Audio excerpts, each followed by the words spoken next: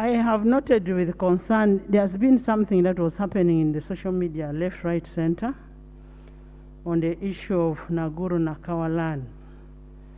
I have also received a petition in my office on the same issue of the fights that are happening in the lands department, ministry, and all that is happening. And as a house, I don't think we should just go quiet on it. And based on that, under Rule 191, I am nominating an ad hoc committee to go and look at what is happening in Nakawa, Naguru land, and report to this house in 2 weeks' time, so that we put this thing to the end. And the members in the ad hoc committee will have Dr. Pear, Akol Anthony, Aisha Kabanda, Basali Rasumani, Ebwali Jonathan, Kateshumba Dixon, Upendi Sarah, Atukwasa Rita, and Kimosho Dan. Kimosho will lead the team.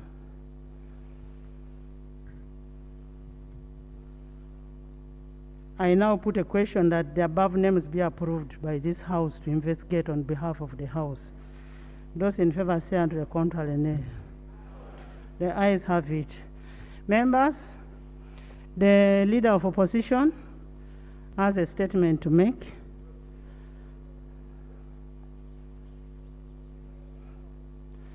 Yes.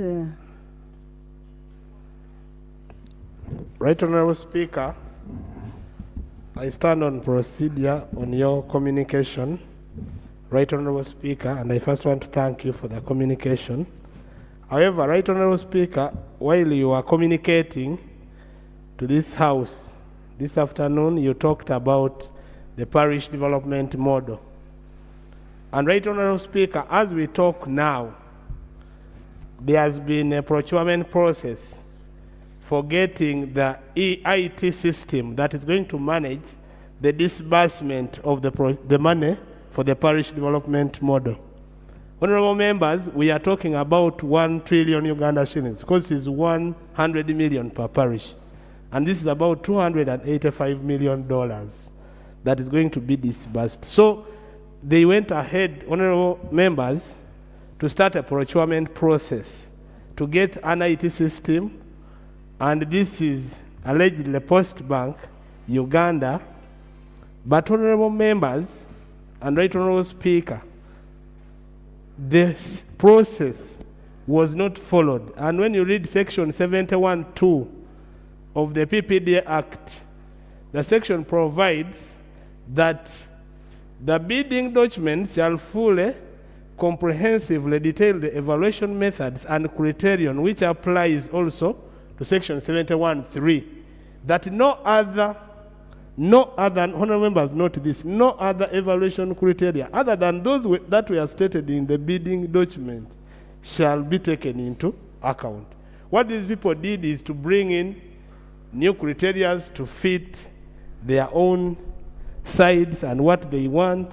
And Right Honorable Speaker, government is going to lose a lot of money in case we do not look at this.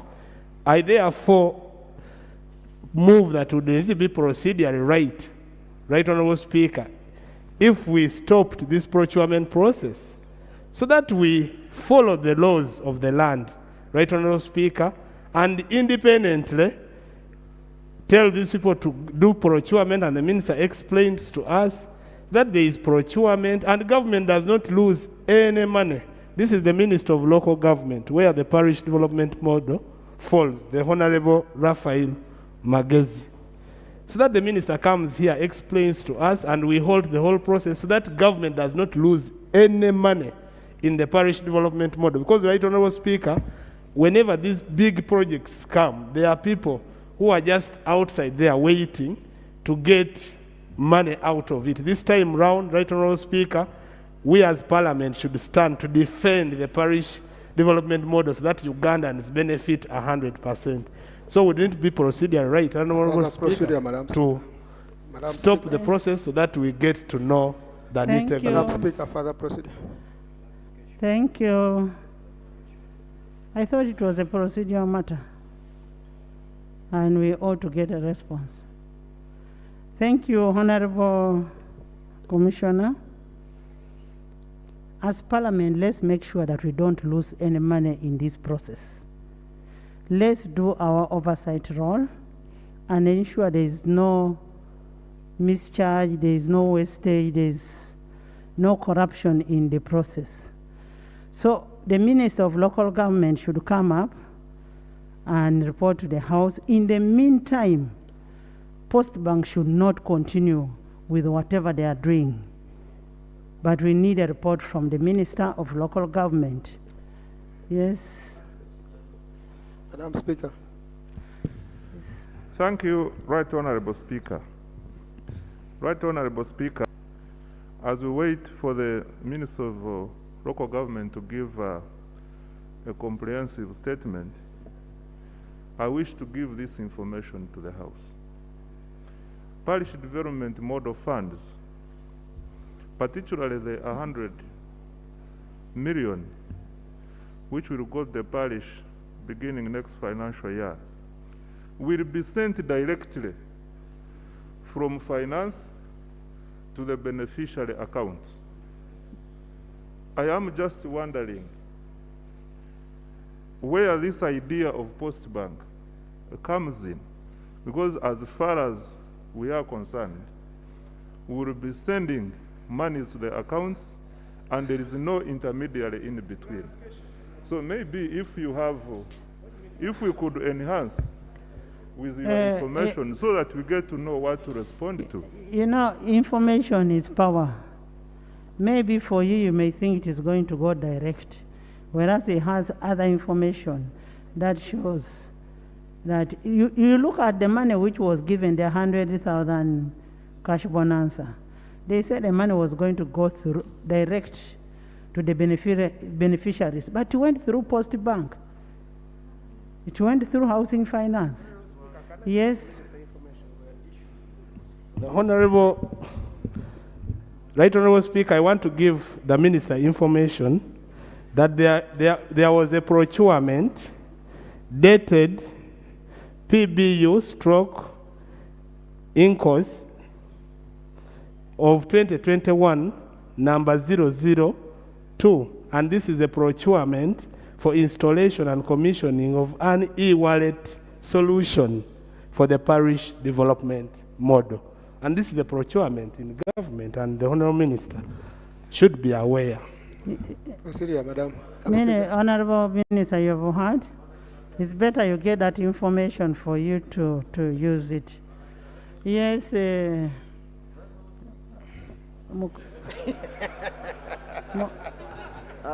Thank you, Honourable Speaker. I want to warn the Minister in advance that this parish model will burn your fingers if you're not careful. Right, Honourable Speaker, we should avoid, and honourable members take this from me, from the bottom of my heart and with sincerity. Let us sit down. When a parish model has come out, let us take the normal course. Local government, Honourable Speaker, comes to their mother committee, they give a number of issues to the chairperson and the members, and they give suggestions so that Parliament can get a report here. Honourable Speaker, what is happening now, honourable members? And at the right time, I will give the right information and the lay papers here. They have already put up people who are going to work into these parishes, who are not coming from our places. 5 of them. And each of them is going to be earning 3 million per month. Now, you multiply 3 million per month by one person, that's 36 million per year, times 5 people, then 5 years. That will compute almost 800 million. And you stated clearly that you are going to give 100 million, but now you are starting with 17 million. Honourable Speaker, these members of Parliament we are seeing here, can give 17 million at once in a constituency because of the pressure they have on their voters. Now, if you promised 100 million, and now you are saying we are going to give 17 million, I'm going to take your information, Honourable Minister, because I'm trying to save you, by the way. So, the procedure matter I'm raising, Madam Speaker, with this good parish model, with all the experience you have had in Emyoga, you sent us for investigation, Bonabagagawale, Ntandikwa, the issues end up becoming political. But if Parliament is given its oversight function very well, to sit, examine how it is going to run under the mother committee, then there is a report on to Parliament, we debate it here, so that this money is not coming from Genome 7. It is coming from taxpayers going back to get development. But once you go the way you are arranging, already the Honourable Speaker, go to NSS building here. There are people working under parish model who are earning 45 million and they have Porsche cars. They are even better than the permanent secretaries in the ministry. Then how do you expect that this thing will be of any value to us other than creating a hoax and creating lies? Then there are other areas where you have to create more parishes. A parish has over 200 people, over 100 people. Then there's a parish having 2,000 people. That is... All those are issues we must look at. But the Honourable Minister, my fellow Catholic, you are saying money will go directly. Can you give us the accounts you have opened for those parishes? Now, you come to my parish, you will face me. Honourable Minister, you sit. I'm not giving you information. I'm going to allow. Madam Speaker, he's fond of denying me information on this side. Now he wants mine. Okay, give me the information. Now, let me tell you, members, it's not anything for a joke. Parish development model, that man must reach the people. And what this Mukatulik is saying, what the Mukatulik is saying is very true. The other day I saw a meeting, people were having a meeting in my district as coordinators. Why can't I be a coordinator when I'm a woman member of parliament?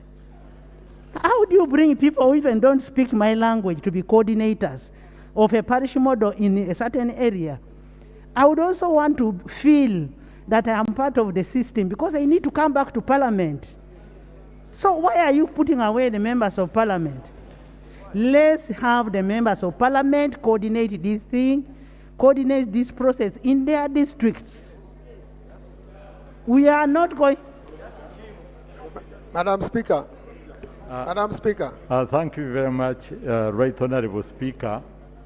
Of course, this is a government program and it is for all the people. It is non-partisan. It is for all the people. It is going to be implemented. Let Honourable finish. So, right now, Speaker. Right now, Speaker, my great friend, my good friend, and once my boss, I'm raising a point of order.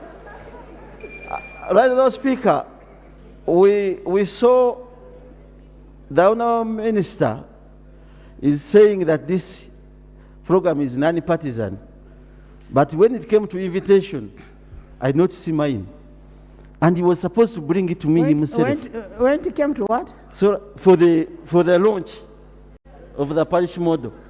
So is the Honourable Minister in order to say this function? Members, let's not take this as a playing thing. This is a very serious matter. Government, this is a non-partisan matter.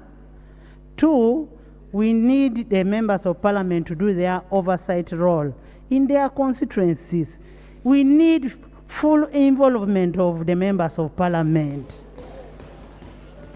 If the money is going to be in Kanungu, if you want me to close the house and members go to the constituency, I will close. Let members go and monitor. Let's all get involved in this. It's about our people on the ground. Yes? Yes, Madam Speaker. Madam Speaker. Yes. Thank you very much, Madam Speaker. Madam Speaker, the parish model program has moved across the country like wildfire. Every parish is waiting for this money. And this is going to be the flagship project that the government is rolling out. But Madam Speaker, You will recall that you sent us home. You sent us to our constituencies when a Myoga was threatening to become a problem. And in the consultations that we've been having, I remember we agreed that the role of members of parliament should be well pronounced before we roll out the parish model. And we want to avoid a similar scenario that was with the parish model, with the Myoga. So it is only proper that the secretariat that has been formed, constituted now, running the parish development model, pronounces clearly what the role of members of parliament is going to be. Honorable Angura, don't allow the secretariat to pronounce your role. Your role is defined. Your role in the constituency, you are the one to do oversight role. I mean, how can somebody come to your constituency without your knowledge? But Madam Speaker, you remember what happened to Myoga? When we went to the constituencies, we're being challenged by those who were managing Myoga at the district level that Minister, you don't have a role here. Honorable but Minister, they wanted us to answer to the questions and queries being raised. Thank Honorable you. Minister, my members of parliament must be involved in every activity that takes place on a Myoga. They don't need the money, but they, in parish model, they don't need the money, but they need involvement. Madam Speaker, indeed I agree with you that the members of parliament must be involved in the parish model implementation and also in the planning. Madam Speaker, I was longing to give my brother Honorable Sewungu information.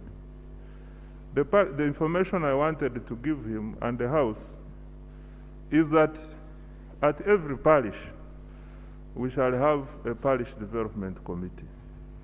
And this committee will be chaired by the LC, two chairpersons of the parish, with members, women, representatives of women, youth, etc., etc. Therefore, Madam Speaker, in the preparatory activities, there could have been anomalies where people went to other places without, first of all, the knowledge of members of parliament, and also not involving the leaders down there. But that anomaly can be addressed. Madam Speaker, parish development model is seeking to decentralize government interventions at the lowest level of a parish.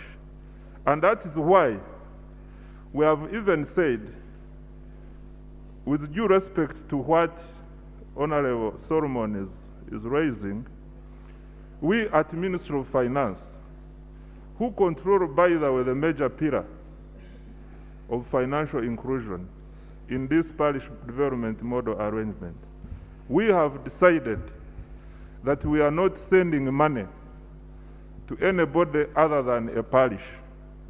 And this parish will be required to open an account in any commercial bank of choice. And it is on this account that money will leave the treasury and directly goes to the recipient. Madam Speaker, I thought this information was important for the House, as we also prepare to bring a comprehensive statement to the House. We have been invited by the Committee on Public Service and Local Government to share with them our roadmap and our preparedness, and I believe we will eventually end on the floor of this Parliament. Madam Speaker, I want to ask colleagues to bear with us. We are committed to ensure that this parish development model succeeds, and we need the support of every stakeholder, particularly members of Parliament, to ensure that the parish development model really transforms the lives of our people. There's a procedural matter here. Madam Speaker and honorable members, I'm raising the issue of procedure in a way that parish development model is still a presidential proclamation. It is not by policy and it is not by law. It does not describe the role of a member of parliament and who does what? Wouldn't it be procedural right for government to come up with a statement in policy or legislation so that we know who does what? Otherwise, whatever we are now doing, it is, Madam Speaker, in anticipation. It is hearsay. You see, for you to call the government should come up with a statement, and we know who does what and what's the budget. People are talking about money. We never appropriated any funds for parish development model. So where did the money come from? For the sake of accountability. That's what he's saying. How will you hold anybody accountable? How do you refer accountability and monitoring when the members of parliament don't have the information? And is there a document called parish development model? Is it there? Honorable members, do you have the documents? Don't handle this thing as politics. This is poverty and economy. Honorable members, do you have the guidelines? No. Do you have the guidelines? Even in the cabinet, they don't have. Honorable Madam Speaker, if I can add on this, Madam Speaker. Madam Speaker, we had what we call... You have spoken. Can we get a response? We used to have what we call plan for modernization of culture with pillars. Now we have a plan to model parish for 7 pillars. Thank you, but we are only meeting them at social media. Right, Honourable Speaker, I would like to encourage the Honourable Ministers to sit and listen and note, instead of rushing to answer to the members' concerns. The challenge is that some people do not fear failure, because I think failure is a custom. And therefore, they are used to this program failing. They pick another, give it a name, and continue the same path of failure. So I'd like to invite the ministers to humble themselves and listen, because members have legitimate concerns about this program. For starters, Honourable Speaker, just like the Honourable Member observed, it's very dangerous and difficult to deal with a proclamation that has no legal framework to house it, or even a policy. Of course, you can't have a law without a policy in place. But think about this, honourable members. The guidelines are all over the place. They were neither scrutinized by Parliament nor gazetted. So anything not gazetted can be denied. What stops somebody somewhere in Masaka to sit and add another page on the guidelines, and they become customized to a particular area? Right, Honourable Speaker, if the proclamation is going to see the light of day, the President at some stage said it will be 17 million per parish. Then at a party caucus, the proclamation says change to 100 million. There's a big problem. Right, Honourable Speaker, it's my conservative view that the minister lays the guidelines before Parliament, and the Committee of Parliament scrutinizes these guidelines, because taxpayers' money in billions is going to be voted on this program. We cannot work in that flimsy way as members of Parliament. The guidelines should be laid before Parliament for scrutiny, not as a matter of laying, but to go to the Committee of Local Government to be scrutinized for the input of members of Parliament, and a report be brought to Parliament for their scrutiny.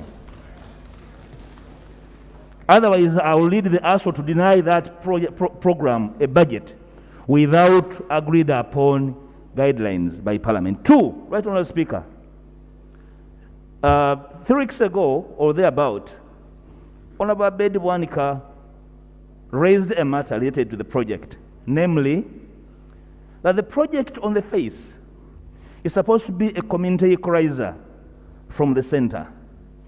And therefore, when you base it on a parish arrangement, the understanding is that it has a baseline called a population. The way we see it now, and his concern was that without a clear arrangement of parishes, the program is a pipe dream. Take an example. Whereas some parishes have 3,000 people, others have 30,000 people. So what is the premise? The premise by the Right Honourable Speaker was that then, that before the program is rolled out, The Committee of Local Government is considering the issue of parishes countrywide, and therefore would wait for it to lay a report, debated, before the program is rolled and funds voted to the parishes. Right, Honourable Speaker, as we speak, we do not have a report of that committee. In my constituency, one of the parishes has 30,000 people. I am aware in Wakiso, a single parish has 150,000 people. So, what is the essence of planning in this program? My sense, right, Honourable Speaker, is that this program is devoid of planning, it's impulsive, it will not help. Unless Parliament puts its foot down and we say, yes, the program can be rolled out, but after proper scrutiny over the entire framework of the program. I do not care, because the danger is that politicians fear each other. There are those that believe that the involvement of members of Parliament will have the tendency of an overbearing effect on politicians. Probably so. But can the politicians that have a duty to account to the public look at these guidelines and agree on to them first, without having to imprint their names there, right, Honourable Speaker? For me, as I end, right, Honourable Speaker, there is a problem. The ministers ought to listen and slow down. There is urgency. It's not about slogans. There is a problem. It won't get off the ground. In the circumstances, it will be a stillbirth. I submit. Honourable Minister, can you lay on table the guidelines by Thursday this week? And those guidelines will be sent to the committee for scrutiny. Yes? Much obliged, the Right Honourable Speaker. We are going to communicate to the Minister of Local Government, prepare a statement to members of Parliament, and including the role the members of Parliament will play in oversight role, in monitoring and supervision. And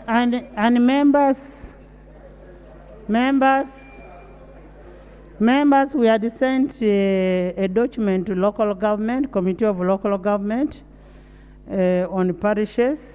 So we'll need a report from the Committee of Local Government, both on the guidelines and on parishes, and harmonize the whole process.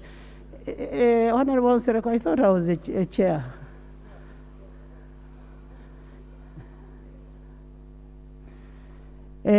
So we need that harmonized before we roll out anything. Yes, we need our people to get the money, but they must get the money properly. Yes, Honourable Sereko. Thank you, Right Honourable Speaker. Right Honourable Speaker, I'm aware that you're calling on the Honourable Minister to give us a copy of guidelines. But guidelines are not law. And if We've already made a ruling that we need a policy in place. You know, you came late. We made a ruling that we need a policy in place for this to be, for accountability reason. That's what Honorable Kwizera said. Whom will you hold accountable for anything? We need something down. Right Honorable Speaker, I'm not challenging your ruling, but presenting us guidelines without policy would be of less benefit to this House. Now let's first get the guidelines, and then as they work on the policy, when do we get the policy? Finance. Policy and guidelines, which one comes first? Which one comes first, policy or guidelines? Madam Speaker. Order. Madam Speaker, as far as I can respond now, what is available are the guidelines. No, then you must have developed those guidelines from a policy. We will need to consult about the steps we can make on how the guidelines. Clarification. Yes. Clarification. Thank you. Right Honorable Speaker. Mr. Speaker, Madam Speaker. Madam Speaker. Honorable members. I'm on the floor. I'm on the floor. Honorable member, she's on the floor. I'm on the floor. Right Honorable Speaker, I want to thank the Minister for giving way. I'm seeking clarification. The Minister is saying right now the guidelines is ready. And I want to know upon what have you premised the guidelines on? What guided you to formulate the guidelines? So that when you come out with it, we can understand. What informed you about the guidelines you are talking about? I think that's very important. Do you have a law? Do you have any kind of policy framework to guide these guidelines you are talking about? I think that's important, because some of us don't understand so quickly like you.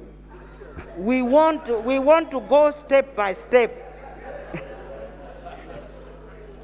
So Right Honorable Speaker, they have to take care of some disabilities, and I always accept my disability. I want to understand what is the fundamental upon which you are going to anchor these guidelines you are talking about. Thank you. Honorable members, it all zeros to one Madam thing. Speaker. It all. Right Honorable Speaker. So who is on the floor? Procedure. Okay, what is your procedural matter? Right Honorable Speaker. He's going to call me pro-poor. As a pro-poor member of Parliament, I wanted to find out whether we are proceeding well to have a minister presenting on the parish development model, which was launched just a few days ago.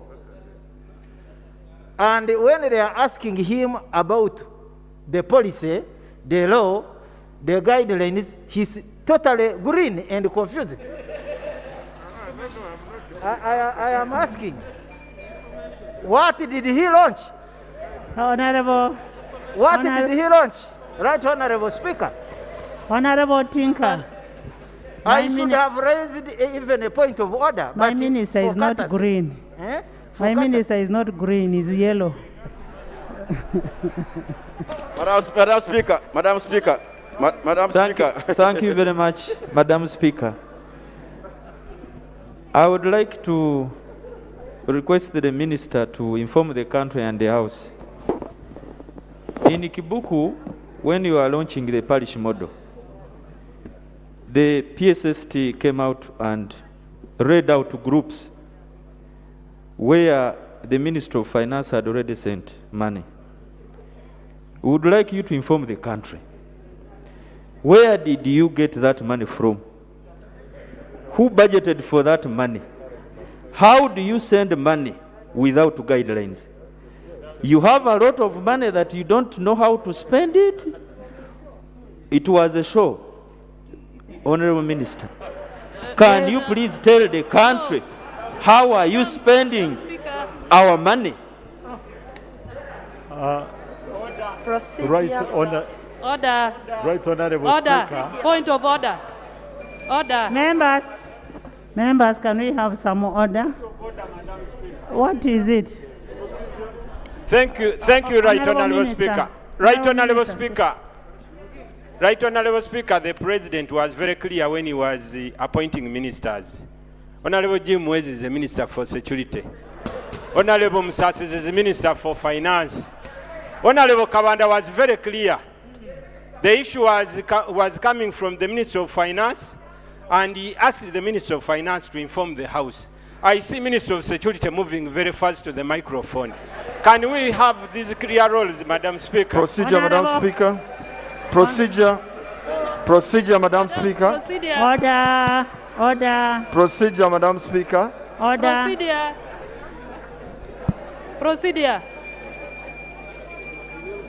Procedure, Madam Speaker. Order. Members. Procedure. Honorable members. Honorable members, I wish you could keep quiet. Honorable, I got a communication. Honorable Jim who is standing in for the government chief whip.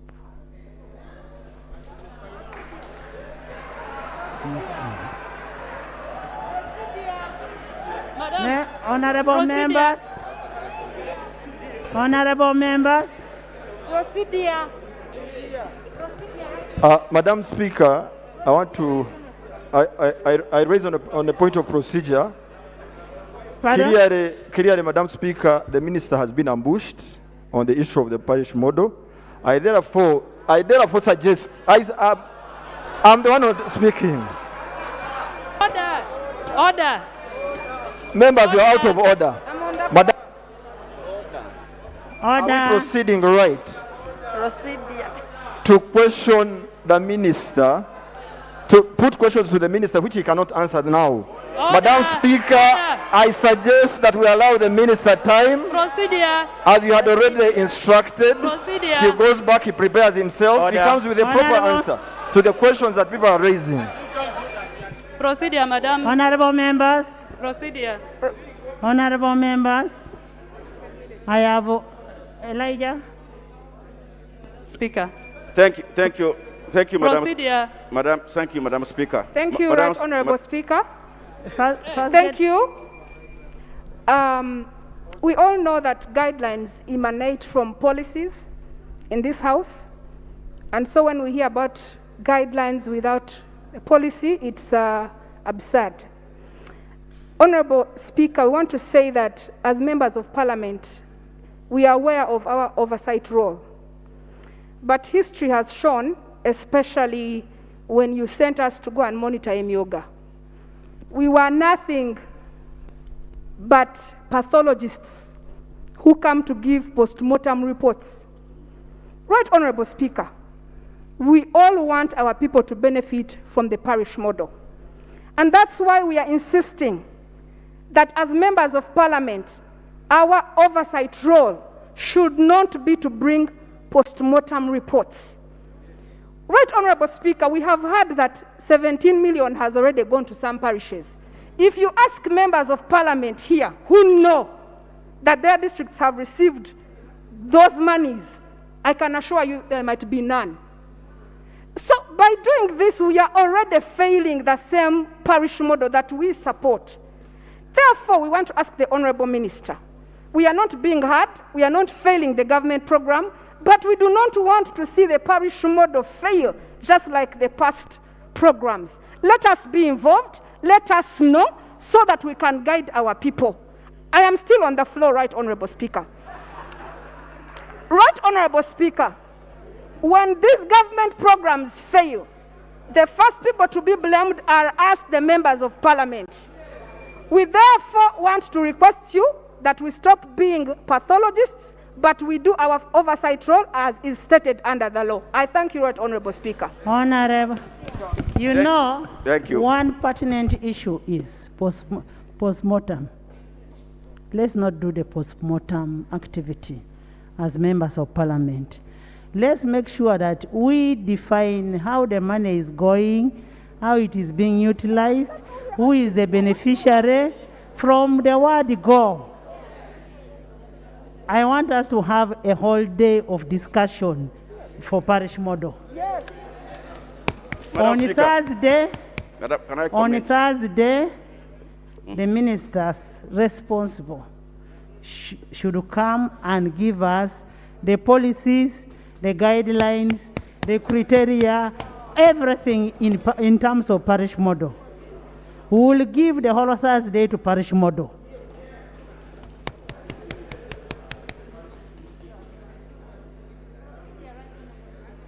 Not on parish model anymore.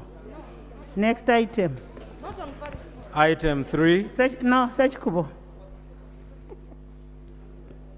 Thank you, Right Honourable Speaker. Right Honourable Speaker, the leader of government business is the Prime Minister. We are having the Chief Whip being represented. The role of the chief whip is to whip members, to attend plenary, to organize party meetings, and that is in our rules here, Right Honorable Speaker. Right Honorable Speaker, it has become a habit for the leader of government business, who is the Prime Minister, to absent herself from this House. She has 2 deputy Prime Ministers, Right Honorable Speaker, who is representing the Prime Minister in this House. Honorable Muhwezi is representing the Chief Whip. Your roles are to whip us, to attend and speak in this plenary. Yes, the rules are here very clear. To organize the sessions, Right Honorable Speaker, Rule 15 of our Rules of Procedure states, if I can read, there shall be in Parliament a government chief whip appointed by the government from among members. The role and functions of the government chief whip is to ensure attendance, participation in the proceedings, and voting in Parliament of the members of the ruling party. So when I see the government chief whip turning into the leader of government business, Right Honorable Speaker, I think we have a problem, and this must end. I don't know whether the fishermen are going to run government like this. We've had prime ministers here before. The Right Honorable Mama Mbabas used to sit here. The Right Honorable Hakana Rugunda was always here. And if he's not here, General Ali would be here, Right Honorable Speaker. Where are all these deputy prime ministers who were appointed, Right Honorable Speaker?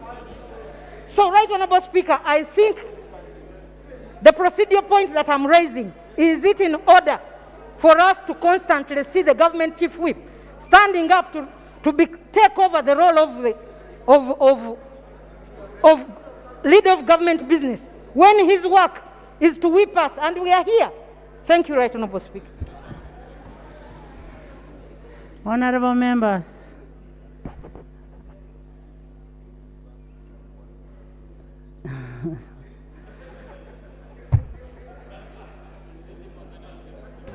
finally, Right Honorable Speaker, government is effectively represented in Parliament. Yes, I am here. Honorable colleagues, ministers are here. The members of the party are properly equipped.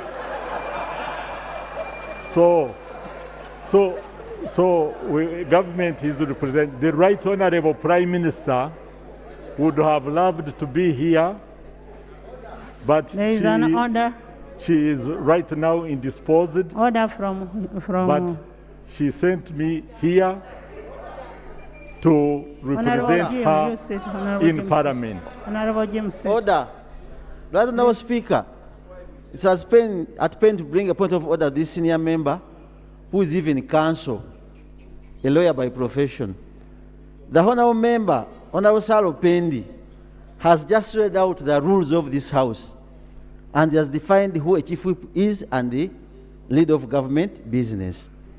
The honorable ministers in front of us here, Honorable Speaker, all of them were in Ichibuku over the launch, and they slept in the hotels, belching very nicely there.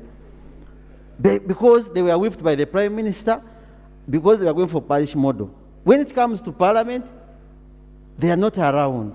Now we are raising, we are raising on the issue of the Prime Minister. Honorable Speaker, I have been in this Parliament. I know what is supposed to be done by the Prime Minister. All the issues we are raising here, they are supposed to be in his docket to go and sit with the ministers. So it's the Honorable Jim who is narrowly surviving my censure in order to come to this floor and say that the House is fully represented. When the Prime Minister is not here, even our usual one, the usual suspect of this House, General Moses R, is no longer entering appearance. Honorable Jim. So is he in order to continue violating our rules, yet is counsel, who is supposed to give more guidance as a trained lawyer? Is he in order? Thank you, Honorable Speaker. First of all, Honorable Jim, I need to congratulate you. Congratulations. Because he said you survived the censure. So congratulations. But it was not narrow. Members, Sechkubo, we are on matters national importance. Sechikubo. Thank you very much, Right Honourable Speaker. Right Honourable Speaker, I thank you for allowing me the opportunity to raise a matter that is so critical to our country. The whole world witnessed the conflict between Russia and Ukraine, wherein it was reported that over 100 Ugandans are trapped up in Ukraine. Madam Speaker, reading a statement from Foreign Affairs, they said that the numbers is much more, bearing in mind that there are those who do not register with the government but are living, studying, and working in Ukraine. I was perturbed last night when I saw the government forces stopping Africans and other nationals from leaving Ukraine, preferring their nationals to be the ones to exit from that war-stricken country. And whereas we may not do much as a country to stop the war, we needed two things, Right Honourable Speaker. First of all, a position statement from government to tell us the situation and how our Ugandans in the cities of Kiev, in the cities of Lvov, and other areas who are trapped in that conflict, how they can be evacuated. Thank you. At their position. Number two, as an Orthodox Christian, I witnessed the carnage, the destruction of the Orthodox cathedrals, and the civilization as a result of that war. Since Uganda and the government has been well known for giving guidance, even this time round, we thought, Right Honourable Speaker, is there a way government can step in to guide the warring parties, not to destroy the civilization of this world, to take care of the churches and other monuments of historical importance, to spare the Orthodox cathedrals from being destroyed? Because these two are brethren countries, they are all Orthodox countries. What has happened this time round? The government needs to tell us. Let's get a how report. about our let's people. Get a report. Honourable Mwada. Yeah, on the same. Madam Speaker, I had allowed Honourable Elijah. You had allowed Elijah, okay. Maybe if we would also want to know what is Uganda's position, which side?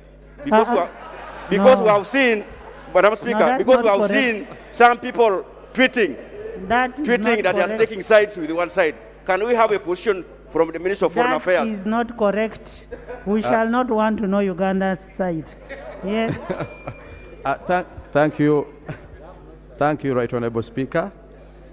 Madam Speaker, I rise as the Shadow Minister for Foreign Affairs on the same matter of national importance, on the fate of Ugandan citizens caught up in the Russia-Ukraine conflict.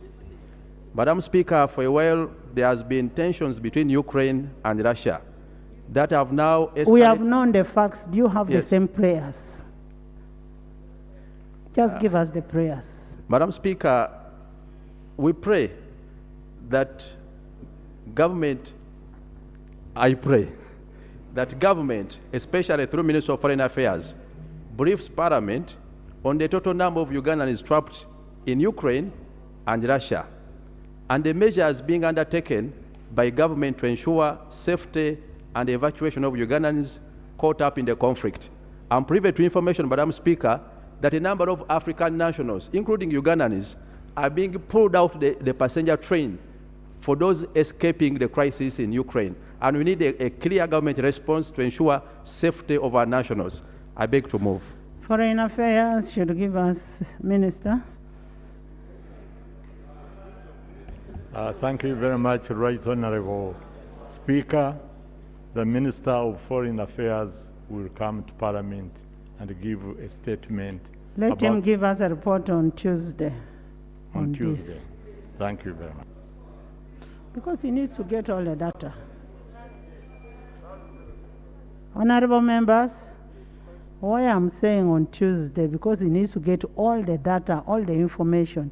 It's not something that you can get in a minute.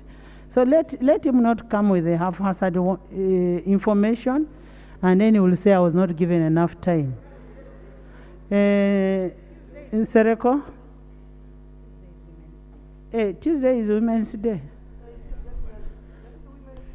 Thank you, Right Honourable Speaker. Honourable members, Tuesday is Women's Day, then we can have on Thursday. This Thursday, not next Thursday. Right Honourable Speaker, as a matter of national importance,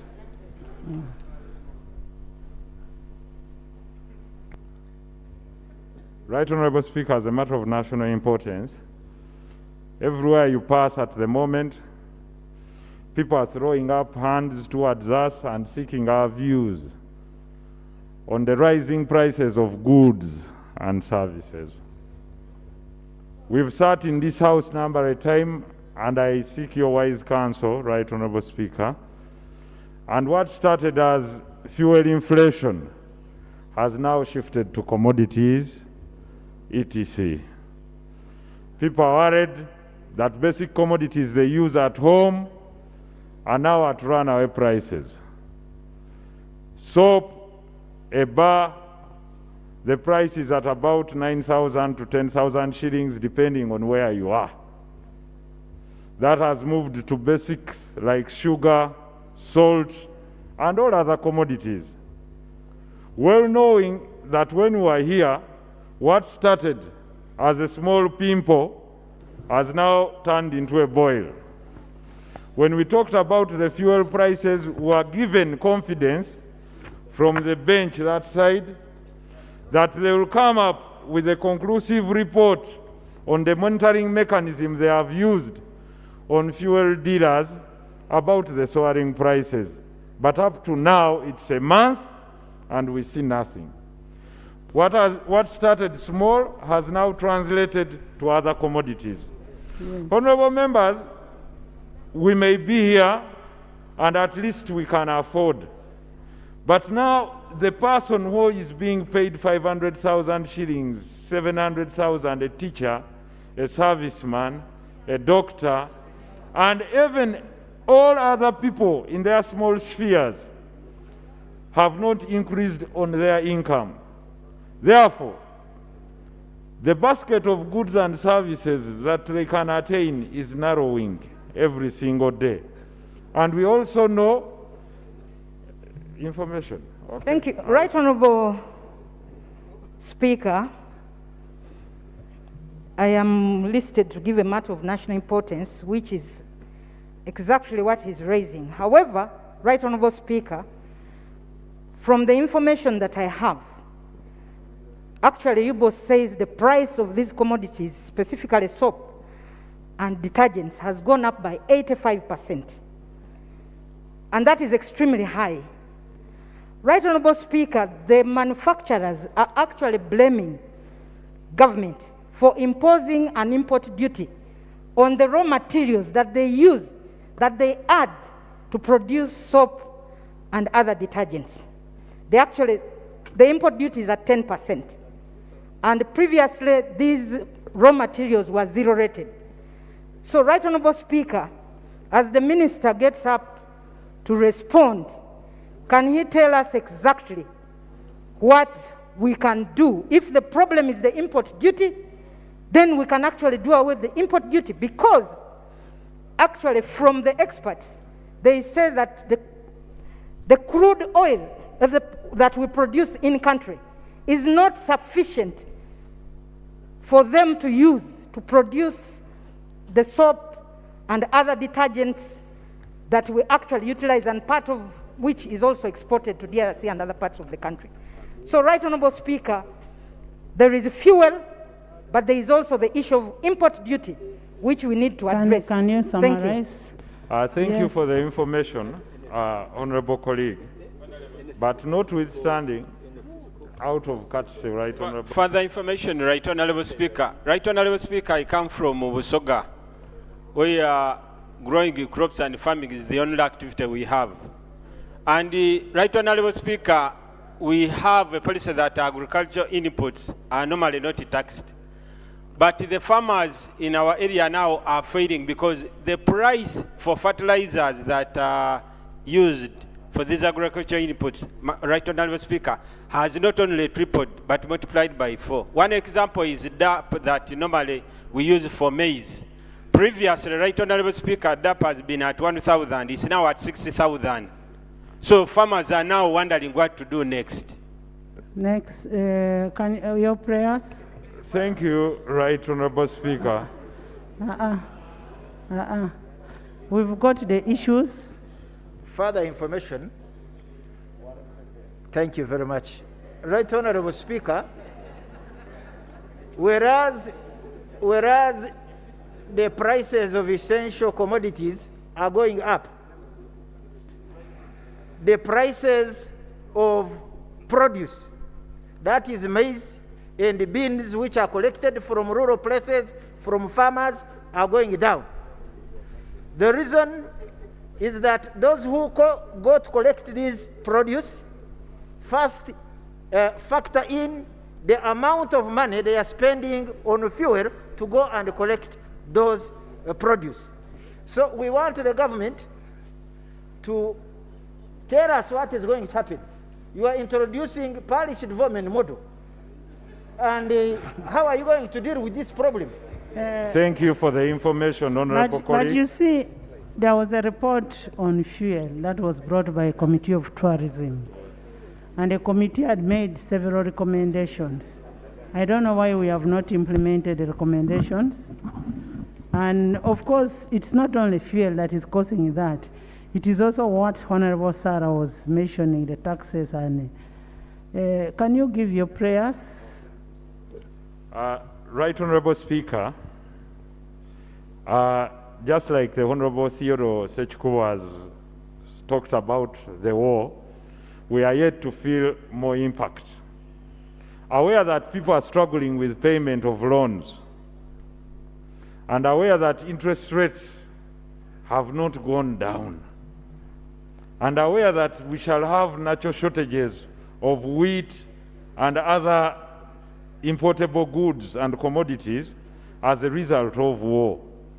Now, what is the government intending to do to address this issue of inflation on basic commodities? Do we reduce taxes? What plan do you have to do in the short run?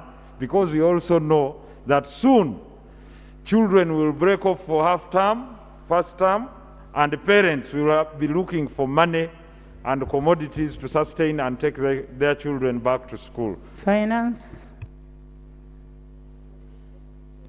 Procedure. Yes. Right Honourable Speaker, I rise on procedural matter. I can hear that I'm hearing from my colleagues the way they are struggling, and I'm also trying to struggle to explain this thing called inflation and how we can cure it. Right Honourable Speaker, the procedure I would want from you or from the government side is that we have been advised that we leave matters of generals to the generals. And I'm beginning to feel that matters of economics should be left to people who can help us with these economic mystical issues. So I'm requesting, Right Honourable Speaker, that we have a committee of trade and we have a committee on finance.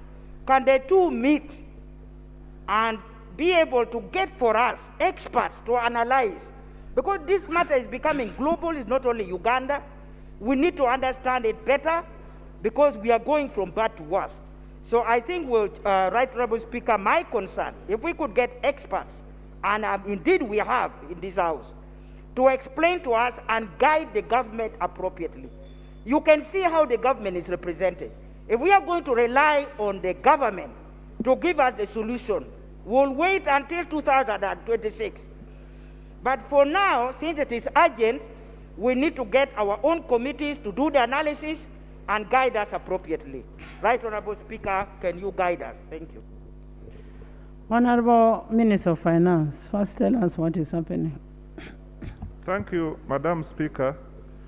Madam Speaker, it is true there is a big concern, especially among the lowest end of the population, who find it difficult to access these essential commodities because of the abrupt rise in their general price levels. However, Madam Speaker, I am of the view that considering the gravity of the matter, I go back, I properly analyze it with my technical team, and we come back here and make a comprehensive statement. Why do I say this? The issue of taxation has been raised. I need to show you clearly whether the tax impact is the one causing the prices to rise. Sometimes it is yes, sometimes can be no. The Honorable Nsereko also raises an issue of interest rates.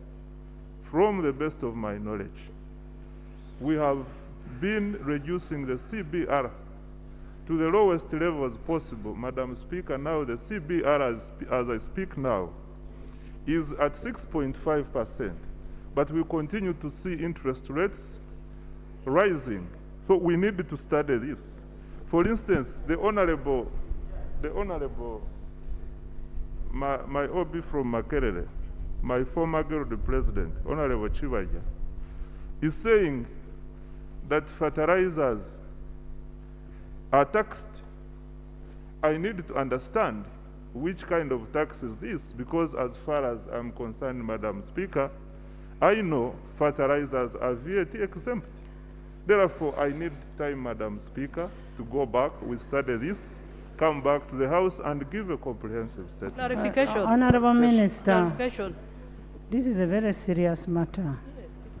I was actually surprised when I was told the soap is at 10,000 a bar. And I wondered whether a local person in the village there can afford that soap. The prices of salt is up, the price of sugar, of cooking oil.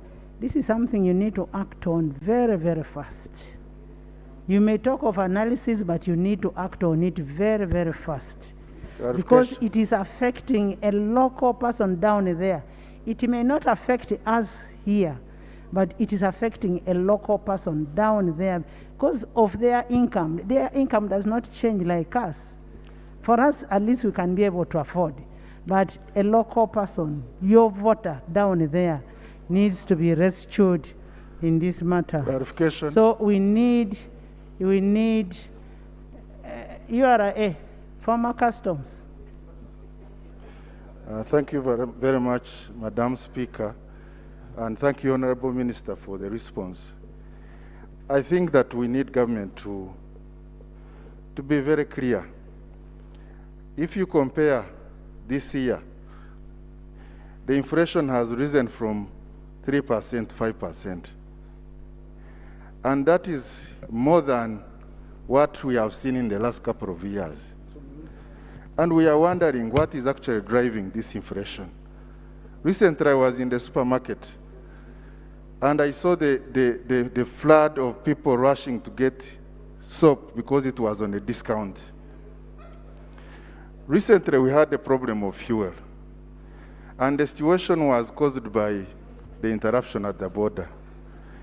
The minister told us that once the situation has been cleared, we are going to see the prices stabilize. But the prices have remained the same, the pump prices. And even in some cases, they have gone higher. We are not seeing action by government, and government is the regulator.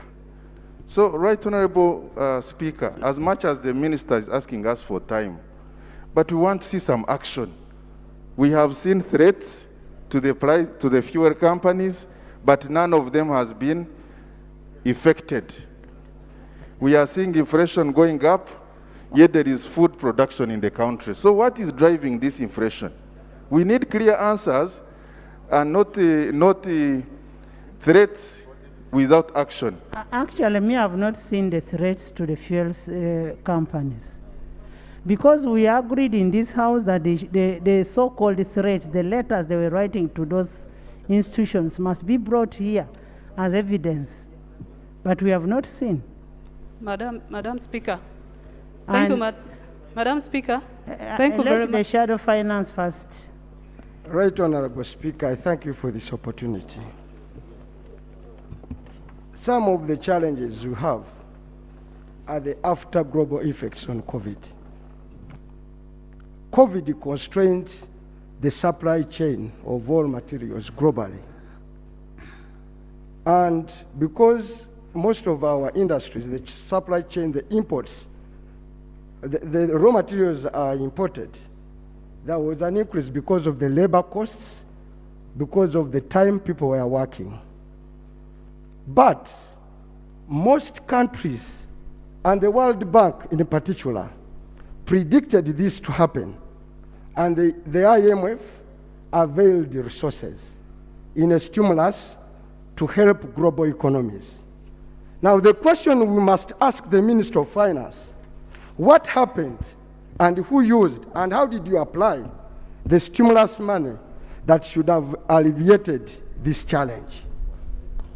Most of this money we know went to building Super Akamwesi and others, and we are now paying a heavy price. So the information I would beg the minister to come with to this parliament is to avail the information in real time and money value of how money for stimulus has been expended. Because we are going to incur a huge loan, which is over $1 billion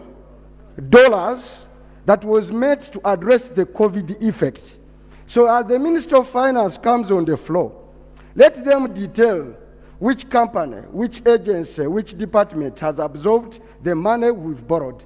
Otherwise, Right Honorable Speaker, there are no quick fixes if we continue to mismanage such other criteria. So I beg you, Honorable Minister, as you come here, please give us a breakdown. Who took what of the money for stimulus? $280 million has already been dispersed. I beg to move. Thank you. Honorable Minister, you get that? So we need that information. We need the information. Enos? We have a Minister of Finance. Thank you, Madam Speaker. I raise on a matter of national importance. But, Madam Speaker, I have a national road going through my constituency. It stretches from Rakai district through Biamba County and connects Zimbabwe at a place called Ntutsi. It's around 105 kilometers. My concern, Madam Speaker, is that this stretch that goes through my constituency from Dantone to Ntutsi, the section has been in critical state, and it has been in that state for a while. Around to July 2021, last year, some maintenance works were done, but they were done poorly. When we followed up with UNRA at that time, they promised that they would start in December, bring the contractor to lay a layer of maram and also work on the drainage channels. Thereafter, to keep it on maintenance, routine maintenance, until funds are available for upgrade to tarmac, as has been promised since 2009, and specifically under the NRM manifesto of 2021 and NDP 3 projections. But Madam Speaker, this promise to have routine maintenance never came to pass, because according to UNRA management, their budget for road maintenance was slashed from 81 billion to 31 billion during the third quarter, making it impossible for them to fulfill the promise they had made to come and lay a layer of maram. Madam Speaker, this state of road has caused my constituents considerable distress, with rampant accidents that have caused death. Madam Speaker, this has equally caused motorists to avoid this route and diverted to feeder roads, which has greatly damaged the Miaga resources of local. What are your prayers? My prayers, Madam Speaker, I'm not reading notes, I am making a statement. My prayer is to compel Minister of Finance to find resources. Yes, Sechko, I will give you, before I make my prayers, I will give him a chance to inform me, because can you make your prayers? My prayers, Madam Speaker, sorry. I want to compel Minister of Finance to find resources in the shortest time possible, reinstate funds for the road maintenance, because, Madam Speaker, it's not practical to promote agricultural development through PDM with impassable district road networks. Madam Speaker, I also ask to compel the government and, of course, the Minister of Finance to present to Parliament the detailed paper on pre-financing of projects as per the NBF financial year 2022-2023 plans. These two could resolve the financing issue of these critical roads laid out in NDP3. So practically, Madam Speaker, I am praying that Minister of Finance avails resources for road maintenance back to UNRA, which UNRA says they cannot do anything without those funds. Thank you, Madam Speaker. Of course, you know how the finance provides funds. Finance. Madam Speaker, I thought the Minister of Works was going to respond to this, since it concerns roads. However, Madam Speaker, I pray that the Minister of Works responds to this. Fred. Thank you very much, Right Honourable Speaker. But the Honourable colleague was very direct and clear that his prayers were Minister of Finance can avail the money. The Honourable member came to us. Members, this is not just something like finance works. It is on issues of roads. Thank you very much. Government, and your one government. Your one government, you agree? Okay. Thank you very much, Right Honourable Speaker. In regards... Order. Order. Order. In regards to the response of the Honourable colleague, on behalf of government, we apologize for the problem which they are facing, but due to the budget cuts which cut across all ministries in the COVID pandemic, some of our programs were put on hold.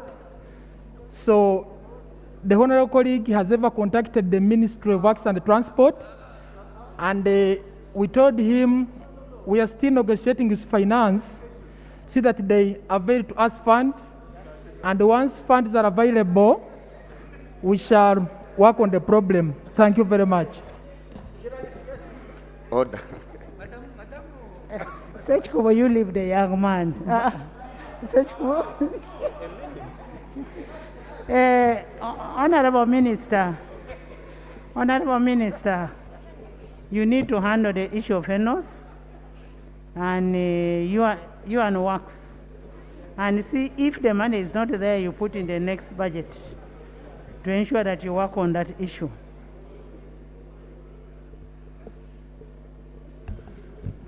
Madam Speaker, we manage a budget which is normally a 12-month calendar budget, and we execute the budget basing on the resources available. In regard to this load, whereas I expected the Minister of Works to go into the specifics, which at finance we can not easily know. Madam Speaker, if this load was in the budget and funds not released, it's because we don't have it. However, Madam Speaker, we have advised votes and sectors that where we have not been able to execute some planned activities for this year because of the COVID, which Honourable Chivumbi was talking about, and also poor revenue performance, we are advising sectors to plan again in next financial year, because we expect next financial year to perform better than this one. And in so doing, we should be able to fulfill some of the obligations which we may not find it easy to execute this year, Madam Speaker. Thank you. So next item. Members, those members with the matters of national importance will come tomorrow. Let's move a little bit. Next item. Item 3, laying of papers, 3-1.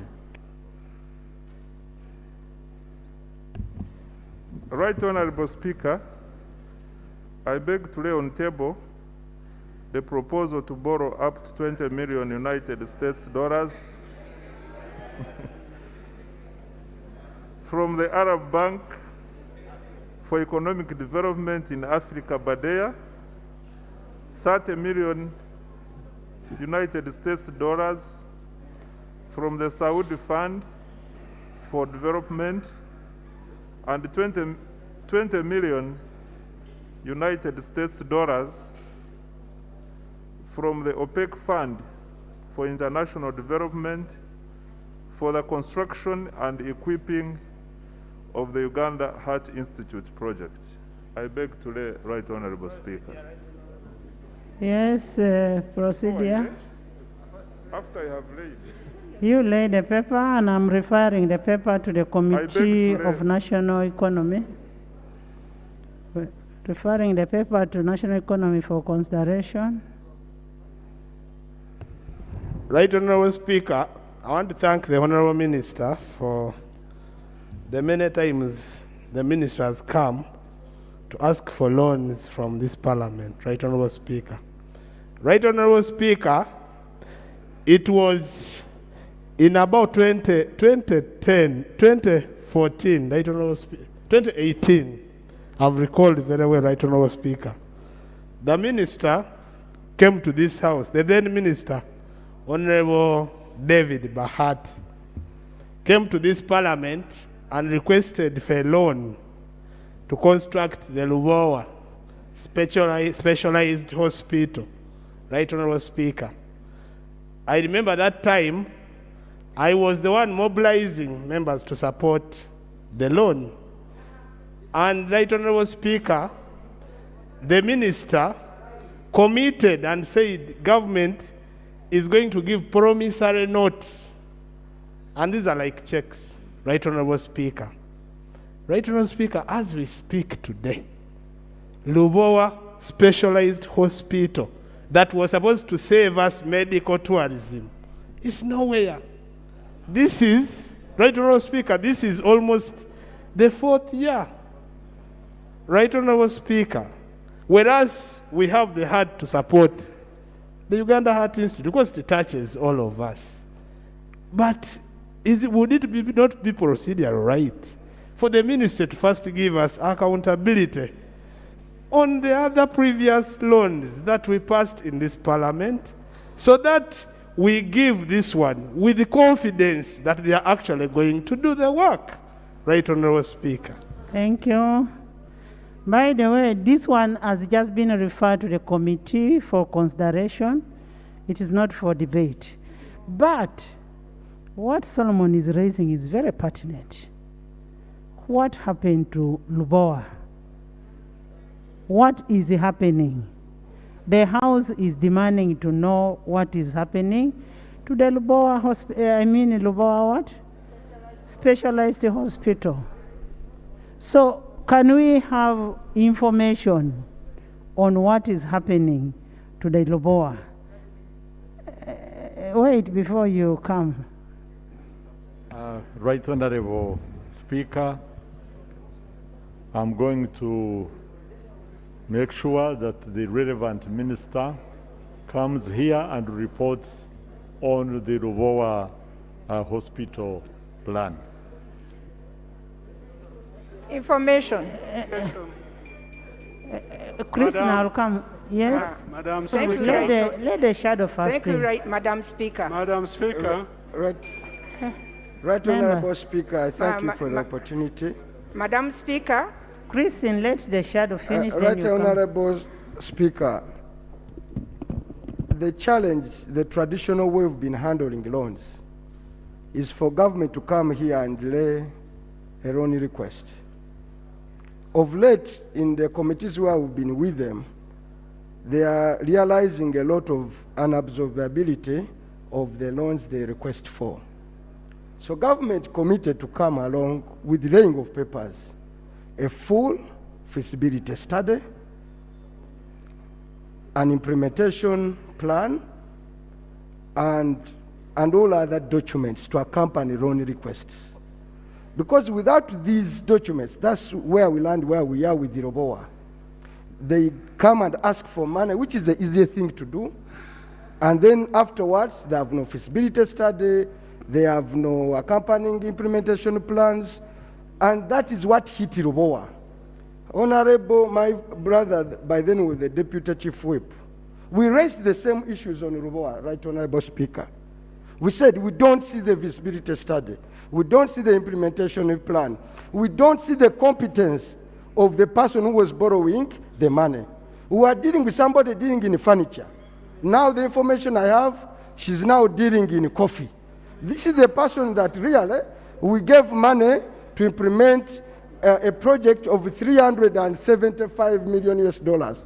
Therefore, Right Honorable Speaker, my submission is, as they bring to lay these papers, should you find it necessary through your powers to request them to come along with accompanying support documents? Honorable Minister, you will need to take those documents to the committee. That's why it is going to the committee for consideration. If the committee finds it not correct, that there is no feasibility study, there is no designs, it's not feasible enough, then the committee will reject it. So you need to provide all that information to the committee. Small. Madam Chair, Right Honorable Speaker, I witnessed the indignity suffered by this House and the government after this House approved the 1.3 trillion to Roboa. Our committee, our own committee of health went there, accompanied by the PS Minister of Health, Dr. Diana Twini, and the minister, and they were locked out. They were locked out. They were never allowed to enter over the inspection of what was going on in Roboa, having undertaken to do so at a cost of 1.3 trillion. Right Honorable Speaker, Honorable Chivumbi is telling us, and I want to agree with him, that the person who was peddling the health facility at Roboa is now transacting in coffee. And I want to inform this House that even our own road, Lusalira, Kabamba, Sembabure Road, it is the same person who has owned and has taken the contract of that very road. So he's everywhere and nowhere, and that is the predicament this country is having. Yes, you can patch up a loan request, but I'm telling you, it is a bottomless pit, and we look on as Parliament, and I think it's high time we put a stop to this, Madam Chair. Members, I trust my Committee of National Economy. If they don't give them the relevant information, if they don't provide all that is required, the committee has the powers, and with the House, you have all the powers to reject this loan.